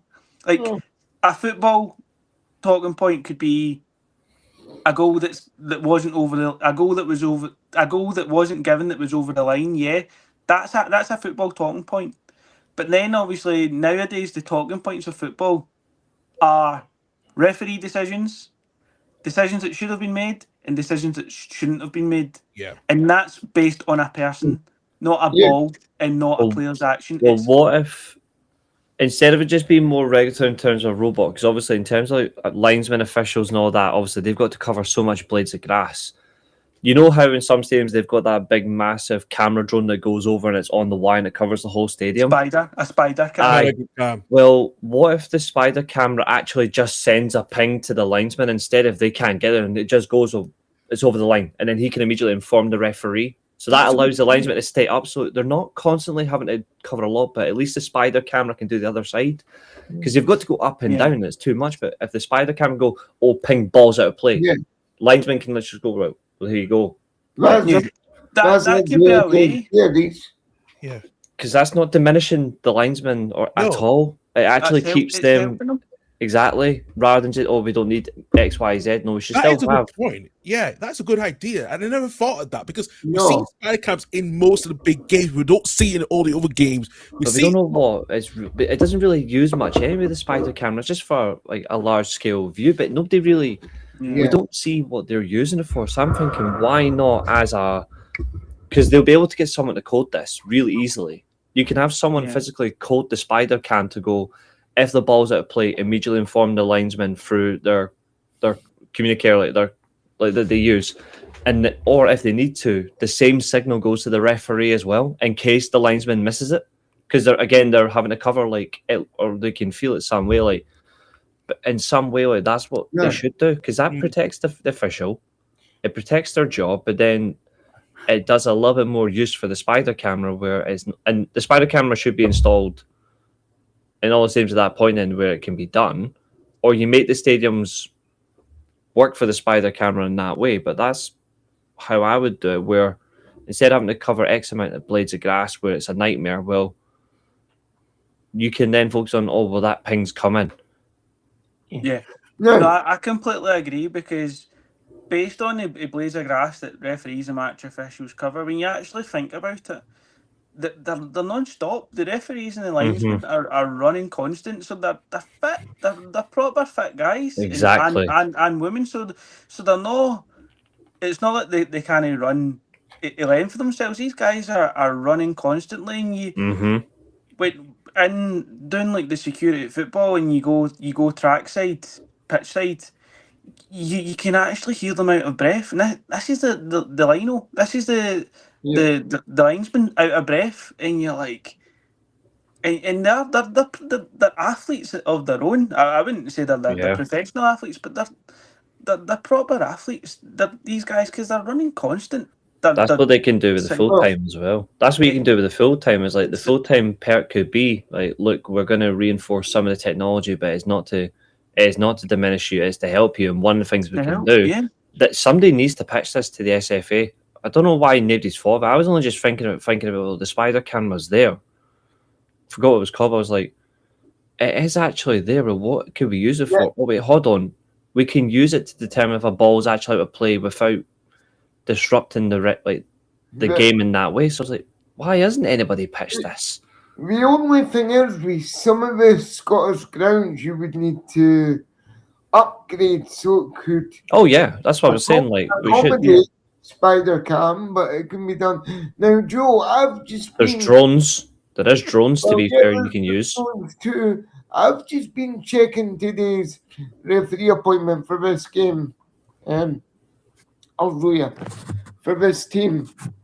Now, I must admit, it's a referee I've not had much time seeing. So when it comes to a VAR decision today, usually it takes about 3-4 minutes. So you add that on at the end of the game. And you know if they're taking their time, more often than not, it's going to be given.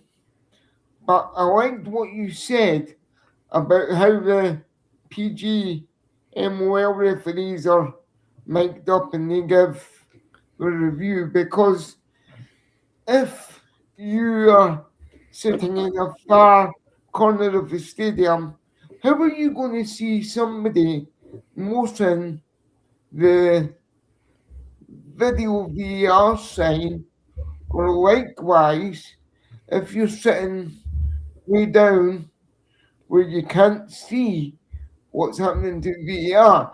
Now, another way you could get around that is a lot of the clubs have big screens in their stadium now, or at least one big screen in their stadium. Some have 2, some have 3, some have 4.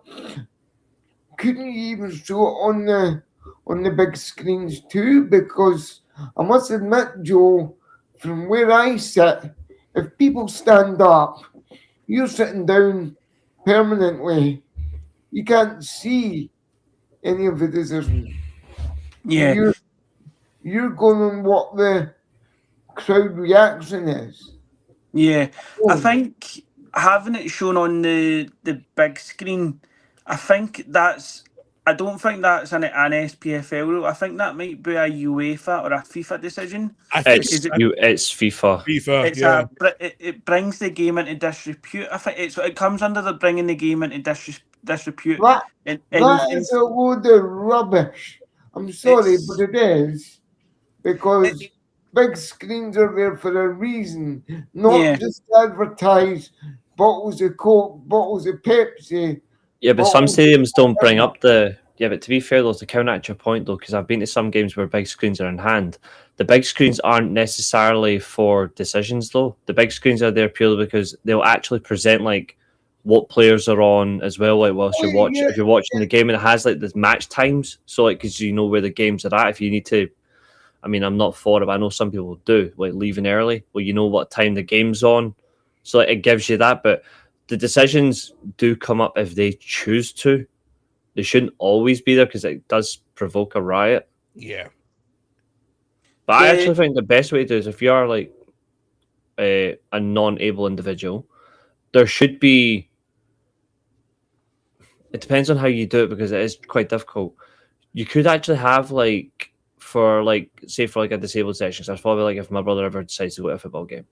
I've been thinking like if it's a non-able area of a stadium, there should be little screens actually in front of you to indicate what's actually happening. Well, Reece, I'll tell you something. You're onto something there, my lad, because I usually am. Because Man U had this way before anybody else. Now I'm talking back in the Sir Alex Ferguson days, before he finished, before VAR was even a pipe dream. Man U in the Stretford end where you sit at the brick wall, on your section of said wall, there was a TV. Now, the only thing that was showing on said TV was if there was a foul in the stadium. Mm-hmm. And with everybody else standing up, you might not be able to see if you're sitting down. Yeah. So the TV would show about 2 or 3 replays from different angles, I used to add, of this foul. Now, so that's what I'm thinking. Like you can have like a round where like ideal, but for every club to implement that, I get the likes of your Falkirks and your Livingstones, your St Mirrens might struggle to accommodate said price-wise and budget-wise, and where you're going to stick these TVs because the ground's not as equipped to say Rangers, Celtic, Hearts, Hibs, for example, with your facilities. So they would need to upgrade facilities to accommodate. I have a way for that. I have a way to accommodate that. They can be attachable, like attachable items. Like so, like before games and when games are done, because you've got the stewards, you'll have like stadium, like individuals that work within the stadium that actually are employed. What they should do is for like sections of the fans that are wheelchair bound or anything like that, you actually have it beside where they sit, where before the gate, like you get them in earlier, so they're actually situated. You then get them set up. And you can use at that point where it's like attached to like your wheelchairs or whatever, so you actually can have it right in front of you, and it's right there if something comes up, and it's just for you. So it's actually attachable.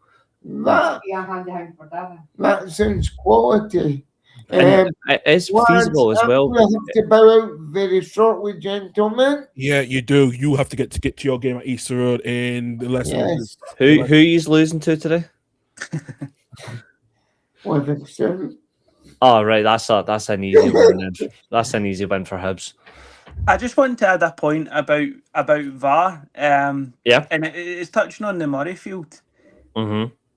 Rugby has got VAR, and you don't even talk about the decisions that they make on. That's becoming a little bit more lately because I know the last couple of years it was quite easy, but now I think a lot of fans are now getting it. Yeah, having a lot of say in that now because of frustration. But VAR for rugby, though, for me, it's very. The referees are mic'd up, but in rugby constantly, aren't they? Or they are, not necessarily all the time, but if you spend £15, you can buy a headset. Yeah, and you can listen to what the referees are saying. I disagree with that, though. You know what I mean? Like, I'm all for like having screens if you can't view it directly, but I don't think a fan should be allowed to listen to what the referees are saying, because then that provokes problems. Yeah, it's not provoked as much problems in rugby union. No, because I think the passion's different. Like, I would say it's because the passion's different. It was a football fan. That would be controversial. Yeah. Like you just imagine it's a European game. You're in maybe like Belgrade or something, and you're the away fans, and you can hear the home fans' decision. I don't know about you, but the first thing I'm thinking of is, right, who's going to throw the first flare? Oh yeah, definitely. Yeah. I And And I've totally seen it. get I mean, that. I've experienced it at Ibrox. I had flares thrown at me from legit Warsaw fans, so I know what it's like. It's wicked, but it's like when it bounces right in front of you, like it's the panic. But like, imagine that you can Yeah. physically, you've got a headset that you can just stick it on. Yes, there's a foul from number 25 on number 14. There's a foul here. Free kick given edge of the box, and then next thing you know, bang! Everyone can hear it. Like, I know where you're coming from in that stat, right? But just going back to the disabilities thing really quickly before I Go on. disappear. Yeah. Now, I do know if you're blind or partially sighted, Braille. clubs do have their own audio descriptive Yeah. commentator. But Yes. nothing would be better than hearing that from the referee's mouth. Now, I know it might not be as audio descriptive as Mm-hmm. it could be for them. Uh-huh.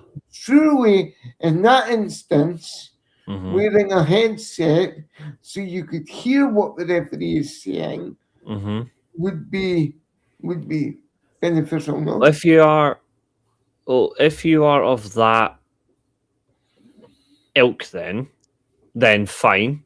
But obviously, you should have. I'm not saying you should deliberately prove you're disabled. That's horrible. But I'm saying like if you're say partially deaf or you're partially like sighted where you struggle to see or hear that, then you can then have it like a small earpiece where it's not so visible and people don't hand you going, oh, what they said. I don't think that would be an issue because they will realize with especially with the PA, their personal assistant, that's different. And it's inclusive in the right way. It's inclusive in the right way without making it a problem. It might not be helpful for them because they might need to have the especially someone's got issues. They might need so exactly. Yeah. But I think it's easy as well, because I know Stephan, you were worried. Oh, how can they have like the screens if you're in that particular stand? I think it's easy because that shouldn't be the club's thing. That should be issued straight away by the governing body. Therefore, it should become a mandatory thing to issue rather than the clubs going, oh, we're not spending money. No. The regular body says, well, tough shit. Like money will be used on these. All you've got to do is make sure they're secure. You have to spend this restricted fund in this way. Otherwise, yes. And if you don't comply, then there's a fine. There'll be sanctions brought down on you. Yes. As a club from the SFA, from FIFA, from UEFA, whoever it may be at the time for whatever competition you're in. FIFA to UEFA, UEFA to the governing bodies, and the governing bodies to the clubs. Everybody answers to the highest point. But it is also in the way of like it's not. That's also involves inclusivity rather than exclusivity. So by saying no, we're going to bring in these screens. They are for our wheelchair users, etc., or like partially sighted where they need something a bit more right here. It's easier. They can then see, oh, what's actually happened. It's right in front of them. We'll keep it secured in the stadium where all they got to do is before games, you get those fans in, you get them set up, then you go, here's your screen. It will not switch on until the match starts. Because that's another thing as well. It's got to be in line with the match, or you know what I mean? The very same thing happens at Old Trafford, I believe. It's so simple. What I can remember, your little TV does not switch on until that whistle is blown. And it's like a stream. You can't start until someone officially hits go live. It's the same with your videos. Like it cannot turn on until someone actually remotely presses it at the same time, so everyone's in sync. And it doesn't show the it's all streaming. It doesn't show the whole match. It only streams the fouls during the game and the yellow card incidents. Exactly. Which is the way that the SFA should go down. Right, gentlemen, it's been lovely, guys, but I'm going to have to love you and leave you to go and watch my team now. Lose. Yeah, absolutely, Stephan. Thank you very much. No problem. Thank you. See you later, boy. Pleasure speaking to you. You too. JK, Stephan. See you, dude. That's just my idea. I don't know, because Karl, I don't know what you were thinking about that, but I know yourself, obviously, we all wear glasses here, but obviously we're not technically blind. But what I mean is, like, we do have the sense of like we all know people in our lives who would have to sit in those types of stands. Yeah. It's not a sense of we should be exploiting it, but obviously we would be a guardian or a carer for that person. It lets us actually see directly and show them like, no, this is your perk. Like this is your. It's not a sense that like this is a benefit for you, but it's also like you're now more involved. I feel like there's not enough inclusivity for this. Yeah. No. For me, that side of inclusivity is for me where I work. We don't call it a disabled section. We don't call it that. We do call it the inclusive section. As it should be, yeah. But to other people, obviously, they know it is another the disabled area section and stuff. We call it the inclusive section at our club. Nice. And some of the ideas that would be cool. Obviously, detachable screens. Obviously, you look at the railing systems that most clubs now have. Like a turn of a key turns into a seat, and then another key locks it. So there's you could easily do that with like headphones as well. Or I know you said you wouldn't say to the clubs, say to the fans to pay, but I know obviously hygiene and obviously the things that happened 6 years ago with a certain virus. Yes. You would maybe want your own, so maybe say, well, do you know what? We supply these headsets, but if you want to pay a small nominal fee, this can be yours, and then you can go home, clean it yourself, and do it that way. And then you bring it in before the match starts, and they just sync you up straight away to the plug it in, the servers. Because I think that would be a good idea. The facilities of some clubs would work for some, and then for others it wouldn't. You see people at Parkhead and Ibrox, they'll get the board out and grab the finger of the person and track the ball on the pitch. I think that is. I don't understand how that works, but I think it is cool. It's a football gadget that I'm like, how does that work? And I'm not saying I'm jealous, but you would be like, I want to experience that to see how that works, because how fascinating that, and that's a credit to all these people at these clubs now that put these things forward and get these things started. So like your disability supporter liaison, your safety officers and things that come up with these ideas, and hats off to them that come up with these things. And the inclusivity as well, that all depends on like the inclusivity of some clubs. That goes towards their SPFL license as well. Gold, silver, and bronze. So if you've not got those facilities, you might not get a bronze to compete in the SPFL, or the silver. I think it is to compete in the SPFL. So for me, the inclusivity is another one of those ones that can either go either way, and it's a discussion for another day, and discussion for these inclusive fans, these inclusive supporters, and these inclusive directors, liaison officers, safety officers and things, because for me, some clubs have got it down to a T, some clubs lack it. And obviously you're not going to go to the junior football and inspect like an inclusive section, but there is obviously when you go to the junior football, there's no stands, it is all flat grounds or slight raised steps and elevations. But for me, I think I'm quite proud of the inclusiveness in Scottish football. When you go to the Premier League grounds and you see the inclusive sections at some of these clubs, like, it makes you proud to be Scottish that we are including these fans. You know what I mean? And there's obviously now most clubs do sensory rooms and like own spaces. I'll use Greenock Morton as an example. Cappy's Corner it's not a room in the stadium with a live feed. It's actually in the stand. It's boxed off. It's got some cushions. It's got a nice bit of glass, and you're still in with the crowd. And that's great. And I love that. See, when I'm doing when I'm working and there's a fan coming in and going to Cappy's Corner, I'm like, do you know what? Enjoy your game, because I know they're not in a room, because obviously I know some rooms will have like sensory rooms, and like I know there'll be certain like boxes that in stadiums that are designated for like sensory people when they're in the room. But with the Capello, you're in the stand, like you can open the door and walk down the stairs, and you're at the kiosk.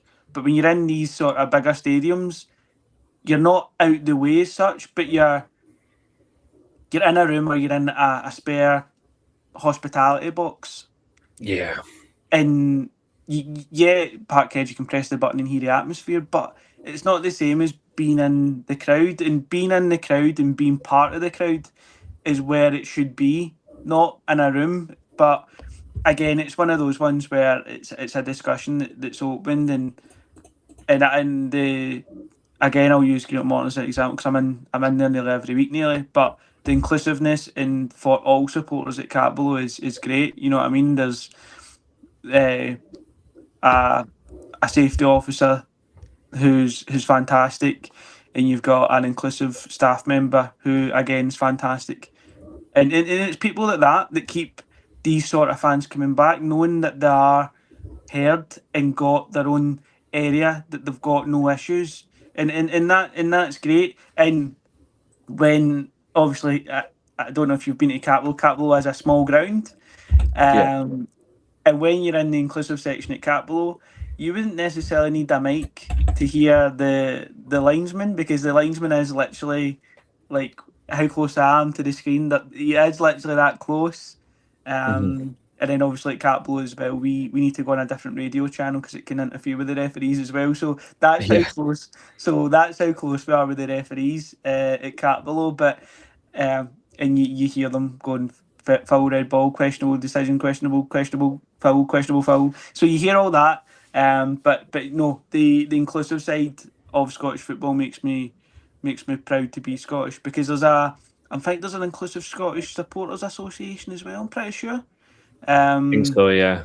So yeah, it is, and I'm guessing there'll be an English inclusive supporters association as well. But I think obviously in recent years, these sort of issues have been more like there's no disability that's invisible. There's all these different disabilities, and that's just the way the world is now, and that's good that these sort of people want to come together. You know what I mean? Like, yeah.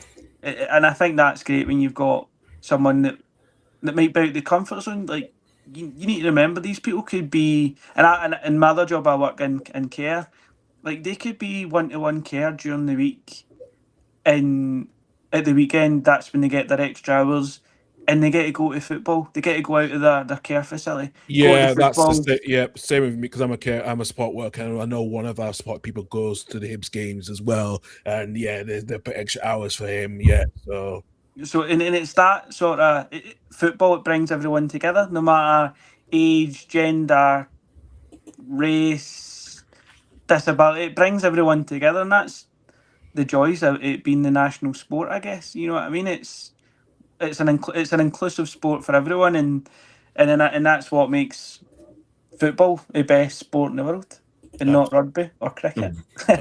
Yeah, well, absolutely as well. So, Joe, thank you very much for joining us this morning. Despite the technical hiccups, we finally got you on as well. So, I know. Are you having more? You bringing more phases coming out in the next couple of weeks as well? Yeah. So the next couple of ones will be posted. And I'll be doing some more things about it, hopefully. Some more interviews where I'll be asked different questions and things. So yeah, no, keep an eye out. I'll keep in touch with yourself, Karl, and everyone else, and I'll try and come on a wee bit more regular and talk to you and catch up. That would be perfect. We'd like to have a bit more regularly as well. Actually, that would be grand. Mm-hmm. Yeah, because I know my friend Andrew Walker, he did his own reform. He sent to me and my friends a couple of months ago. I would like to have him on as well, and he can discuss it, because he's a big Scottish football reformer that wants to improve the game, because he goes to a lot, because he's part of the Titan Army. He does go to couple of games against Crosston Wells. So I would like to bring him on as well too. But I like but appreciate that. Now you got my email, my phone number. Now you can keep in touch with me. Yeah, no, definitely. I'll keep in touch, and I'll let you know if anything exciting's coming up or anything controversial comes to mind, and I might slip that into a new phase. Absolutely as well. Joe, thank you very much, and have a good weekend. Take care. You too. Thank you, guys. Thank you. Thank you.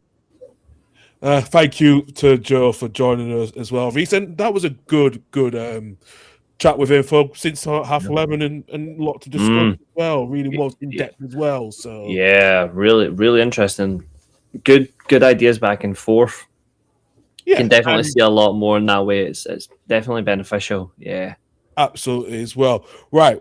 Before we finish off, let's talk about earlier this week in the Champions League, and we'll talk about the English clubs. That looks like what a 24 hours for English clubs really been on the down, especially Tottenham Hotspur. We have to talk about, and 4-0 after 22 minutes of like that. And with Krinsky, gets subbed off, and Tudor did not even look at him or even shake his hand. That club is such in disarray, isn't it? Yeah, they're well and truly gone now. I don't see a way back for them at all. I think the writing's on the wall. It's just waiting for we're just waiting for the penny to drop now. You know what I mean? Like that's what we're waiting for. Yeah, it is, especially the loss 5-2. The return legs next week, I just don't see them. They're not going to come. I think Atletico have got this. And the way they started that game was phenomenal as well. Liverpool losing 1-0 at Galatasaray. Was that the handball decision? Was that the right decision, especially Konate? Yeah, for me, 100%, it was the right decision. Yeah. Absolutely. So, and then Newcastle drawing 1-1 against Barcelona. Disappointed, ending for Newcastle to concede a penalty by Tio, but when Lamau scored the late on, and yeah, it was never a penalty for Barcelona. No, I don't agree with that. But do you think actually God should have started despite his illness because he didn't want to start? He's some guy to carrying on like. I don't maybe risking his health, but it just shows that he wanted to play on in the right way, and it was still good. It was still a good performance from him. But all in all, Barcelona didn't deserve anything from that game. Newcastle were the better team. Yeah, they were the better team as well. Bayern Munich, not surprised they've beaten Atalanta 6-1. They're the team that is going to be in the final out there. The way they've been playing. Yeah, 100%. I don't think there's any other way you can talk about it. Absolutely. Surprised, well, not surprised that I did say the result. I said this fairy tale, this Cinderella is going to continue. Bodo Glimt beating Sparta 3-0. I did say... No words. Genuinely so good to see, but I've got no words. Absolutely. Man City losing 3-0 to Real Madrid. Was it that surprising result because Valverde's got a hat-trick? But that's surprising because we all thought Man City could have, maybe what's been going on at Madrid, but Man City, I think Donnarumma should have done better. I think it was either the first goal when he should have saved it with his left hand properly when it was 1-on-1. Yeah, I thought City were going to beat Madrid simply because of the inexperience of Arbeloa as a manager. But I don't know if it's just because they're now in the knockout stages to an extent that Real Madrid are like, well, who cares now? They've gone back into their phase. I don't know, but Arbeloa has definitely still not done enough, in my opinion, to stay in that job. No, I don't think as well. I don't think so as well too. Chelsea losing to PSG 5-2. It was a close game by half time, but second half, PSG just turned it up completely. They did, yeah. Chelsea were just really disappointing, which is annoying because Chelsea actually had a lot of chances as well. They just didn't take them. Absolutely did take no chances as well. And a late equaliser from Kai Havertz to give Arsenal 1-1 draw against Bayer Leverkusen. It's the only team that's a bit more successful is Arsenal. Probably could still get through to qualify to the quarterfinals. Hopefully not. hopefully not, because they have an easy job. But that was And the they first time shouldn't. they've gone behind for the first time this season in the Champions League as well. Yep, and it was never a penalty as well. Yeah, constant interesting decisions as well with that one. Looking in Europa League as well, Villa getting a 1-0 win against Lille. Ollie Watkins scored. He's scored his 9 goals this season, but I think it's his first goal in quite a while. For That helps Tuesdays. with his confidence as well, especially with the upcoming international break coming up as well. He needs to be on that plane to the North America. It should do. They really need. They really need to get back on some form of form with, even with him. Like Villa are on a weird distant trail. Like they're such an odd team. But the way things are going, I'll be surprised if Unai Emery is the manager next season. Yeah, that's interesting about his future as well. That come to we'll keep an eye on that. Nottingham Forest still in a poor run of form. Lose to Mitchell 1-0 as well. Again, I said Mitchell's a good side. I always said I think they're going to struggle in Denmark next weekend. Thursday. I think Mitchell are going through. Yeah, I do as well too. I really do as well. I just see Mitchell go through as well, and I think Villa will be the sole English team left in the Europa League. I think this will be. Mm-hmm. In the Conference League, Palace getting a 0-0 draw against Lacana, in the Cypriot team. They were beaten by them in October, and Mateta came on. He got booed pretty much in the game when he came on, for his failed move. And do you see Forest really struggling in the return leg in Cyprus next Thursday? Oh yeah, I'll be surprised if they even get through. Yeah, absolutely. There only was 70,000 fans were at the game. Nearly under 80,000 fans at the game on Thursday as well. So, yeah, that's not good. No, that shows you the relationship is the fans now is just in decline completely. Yeah, absolutely as well. But no, give us your review last week on the Milan derby. You beat AC beat Inter. Stephan. What a goal from him as well. That was a huge result. This is exactly what I said was going to happen. It's going to be a 1-goal tight affair. And I did say overall quality-wise, Inter would be the favourites, but Milan have got a good record against the top sides this season. The league is just below that where they've had problems. It's a big win, keeps them in the title picture, especially with 10 games to go. It's going to be really tight now till the end of the season, but I think Milan can now...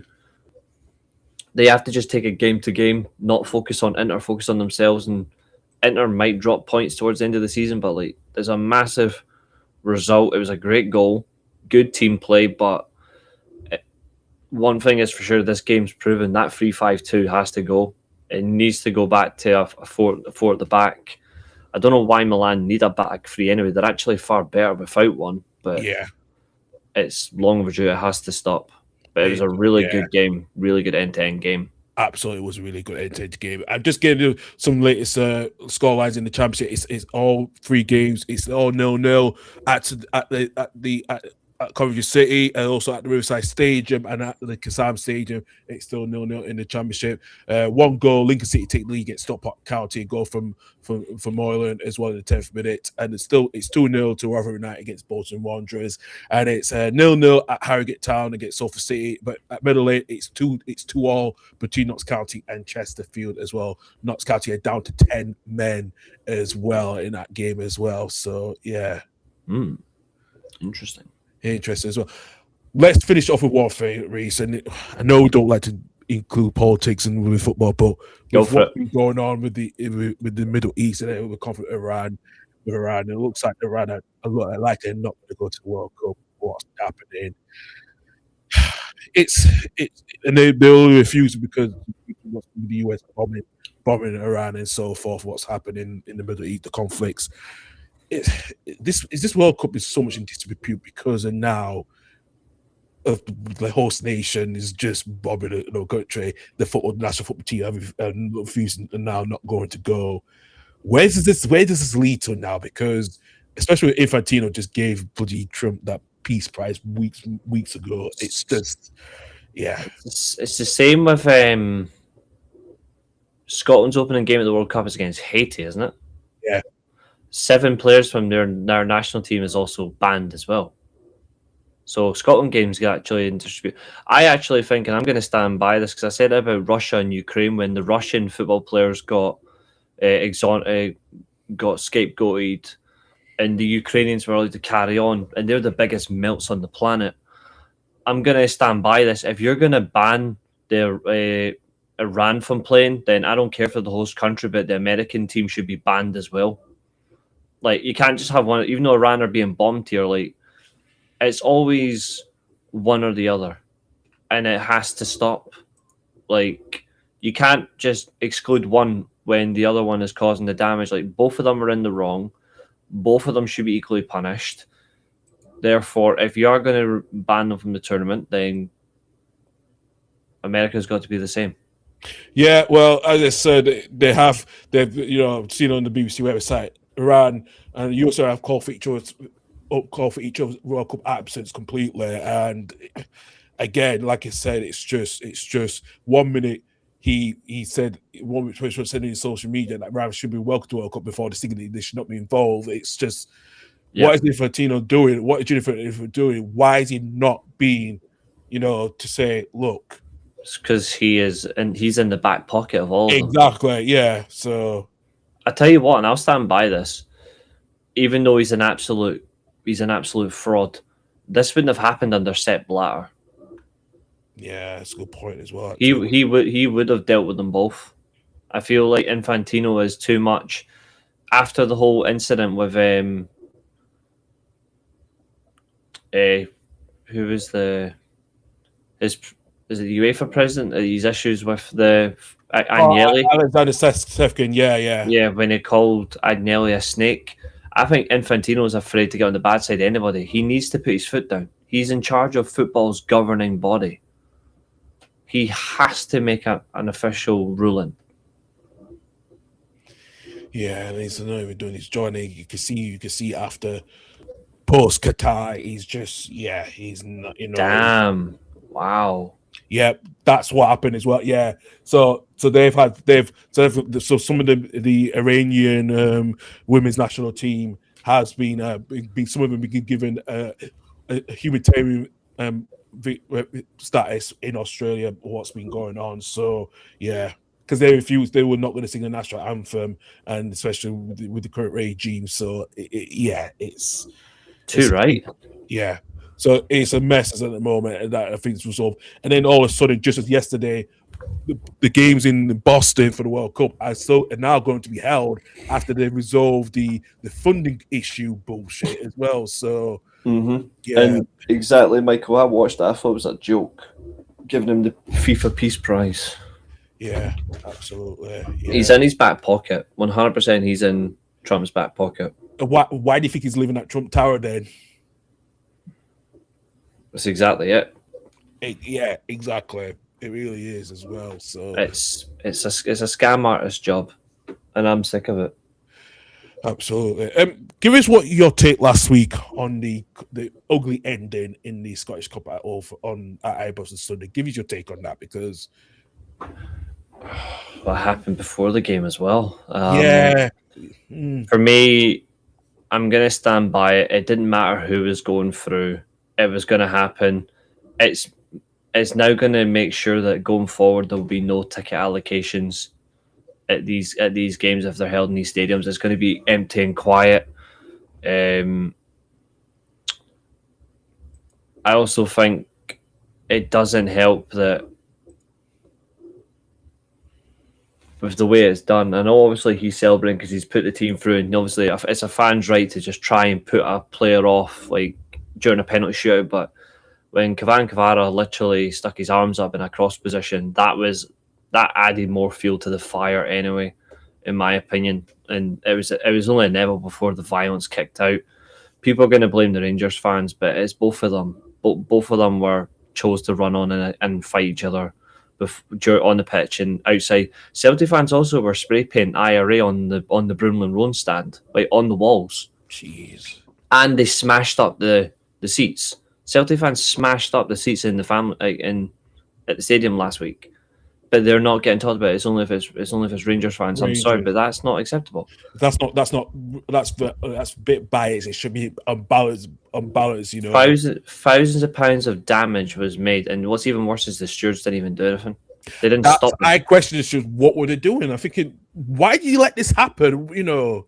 Mm-hmm. Yeah. No. Thousands of pounds of damage of seats that were smashed up at Ibrox, and spray paint everywhere. IRA, you killed your club, you let your club die, all that shit was spray painted on the walls at Ibrox. Yeah, God. It's disgusting. It's I disgusting. think I may be able to find it. Yeah, it's absolutely disgusting as well. Yeah, please do. Then we'll finish it off. Because I want to. Yeah, exactly. I never reacted. No, I don't feel like this before. Not in a while. No, not a while.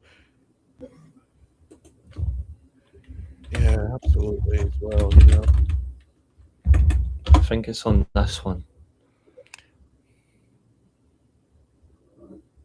There we go. It's on the Rangers Till I Die No Surrender page. Now, some things on here I'm just gonna say this now as a disclaimer. There is some things on here that is absolutely disgusting. So, and I don't agree with what people are saying, but yeah, we warn you. This is sensitive information, so please, yeah. Look at all that is all of that, and the spray painted IRA flags, all this stuff on it. It's absolutely disgusting. Yeah, and that's them knocking down the barrier at the front. The advertising board, yeah, see that, yeah. My God, smashed it all, and they did all of that during the game. Wow, that's literally right beside, that's right beside the family stand, because the away fans are beside the family stand, they're on the left hand side of them, because that's where I've been sometimes. But honestly, the stewards, honestly, what the hell were they doing? But that's right back to the start. So one more time. Bloody hell, yeah. It's not on a minute. No, it's not on. And I've seen people celebrating, saying, "Oh, look at all the,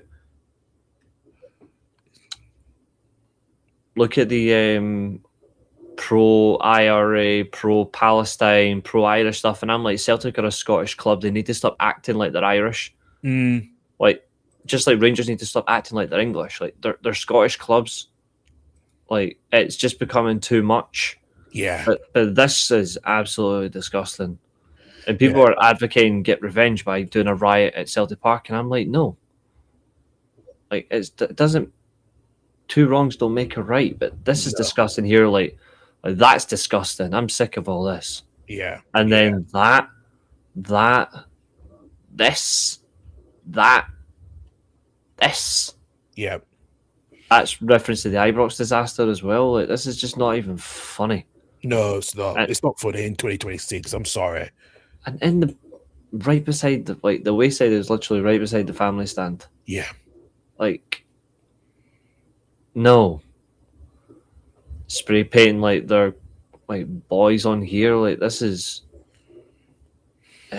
It's disgusting. And unfortunately, Michael, Rangers and Celtic do need to meet again for the last time, as it says Celtic Park. And it will be the bloody post split as well, so that's all the last time they will, yeah. Mm-hmm. I generally think there'll be another riot before that game start. What caused that behaviour? It was generally build up because of the game. Yeah. But it was Celtic getting a bigger allocation at Ibrox for the Cup, and then they just decided, well, there's more numbers here. Let's make use of it. Exactly, yeah, I know. But it'll happen next week. It'll happen next week, guaranteed. There will be destruction. Not next week, but the next time they play, there will be destruction at Celtic Park. Yep, there will be. There will be as well, mate. It's disgusting, absolutely disgusting. Mm-hmm. Well, Reece, we've had a very good show. We've been on for over 2 hours, and yeah, good to meet Joe Quinn. To talk, and we'll keep it. We'll be more appearing during the course of the rest of the season, as well as in the future as well. Because for his proposals as well, it was good to get his proposals and what you've given him like suggestions as well. So really appreciate that as well. I like to fight back with some ideas on good things. You know me. But Yeah, I do like what he's proposed, though. Yeah, no, absolutely no. He's a good cracking person, and we'll see him again on our show as well. And if you guys must know on our channel, we've had a bit of a rebrand. So let me look at paint. As you've seen, we have now changed our logo, so which is huge. We are in the next coming weeks and days and weeks. We're going to see a bit more rebranding on the shows as well, such as the Championship Review, as well as the Saturday show and the Premier League as well. I've been using Storybox to create some projects to try to have a bit of incorporate a couple of things as well. So you'll see that over the next couple of weeks as well. And Stephan has been a big help with the new logo as well. So so latest goals, Michael, thank you. Southampton have taken the lead just after the second half just started as well. So yeah, but no, it's been a good show, and yes, a bit of a rebrand. So yes, you see now we have now got the goal, the bit of mud on the goal on the bar with our logo, and then the goal with the football with stuff on it now. So yeah, that's what we're doing, a bit of a rebrand. But please, everyone, hit that subscribe button, hit that like and subscribe button, and wait for any more content. And please hit the hype button for after this show as well. And also, please, we have got a link in the description of Joe Quinn's proposals on the SSN Sports website. So it's in the description. So click on those follow links if you want to have a read of it in your own time as well. But I am going to finish off because it's coming close to Six Nations Super Saturday. So I'm going to be watching Ireland will play against Scotland, which is going to be interesting who will win the Six Nations. Now Scotland did beat France last weekend, which was surprising. So it's going to be interesting if Scotland can do it today, even though as an England fan, as from an Englishman, England out. Nah, you know full well that England are going to bow down in France. England are going to get deliberately battered in Paris. You just know it. I know it will be. I'm not surprised. To be fair, I can't say nothing. Like if roles were reversed, England had to rely on Scotland to win it. I would expect Scotland players to deliberately lose. No, it's that ABE, anyone but England. And it's the same for anyone down there, anyone but Scotland. Like, it's just a reality, you know what I mean? Like, it's understandable, and I'm all for it, so long may it continue, but yeah, it'll be genuinely wild though if Scotland did win the Six Nations. But the first one of the wins since in 26 years. It's just in 1999, no, 27 years actually. Yeah. Yeah, oh my god. It's crazy. Yeah. It is crazy. I suppose the only thing I can say as well though is if you do like your wrestling content, I am doing my first official 2K26 stream for my universe mode. That's on 5 o'clock, but it's going to be character creation only.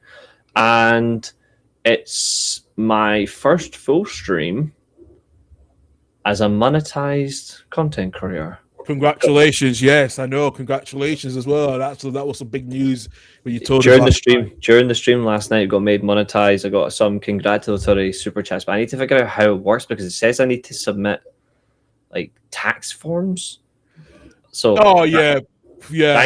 I need to do that before they will actually pay what I make from super chats. Like I don't know how it works. That's a good question. I think you need to do some more research and find more information about that. Actually, yeah, I need to figure out because I'm not entirely sure. But yeah, I'm now like my channel. Well, you do work for a bank, so technically you could get some advice from someone.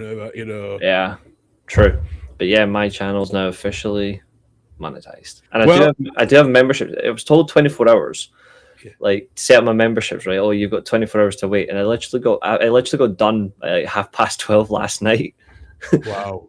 So it's just genuinely funny. Like it got for me, I've still got a long way to go with that one. I need to get 500. You'll get there. You will get there. I don't know if I'm not one of those people. I like to do things organically, not boosting it. I like to do things organically. So that's what I've done. Like I've just worked hard, and a lot of people in the round have been doing it. It's not about.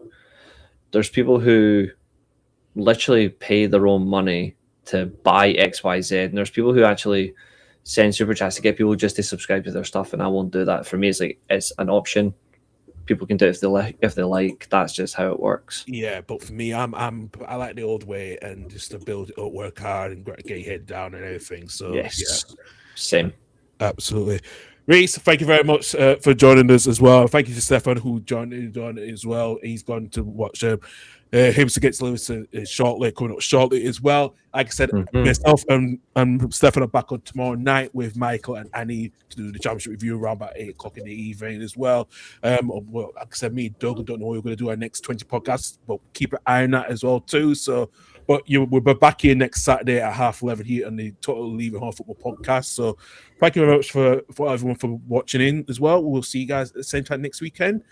Keep an eye on all our channels as well, including Stephan's channel at Wheezy FC, as well as Wheeler FC, as well as Reece's channel, the Weekly Steel Chair as well. So yeah, but like I said, everyone have a good weekend. And I know if you're celebrating St. Patrick's Day early, have a good drink on those.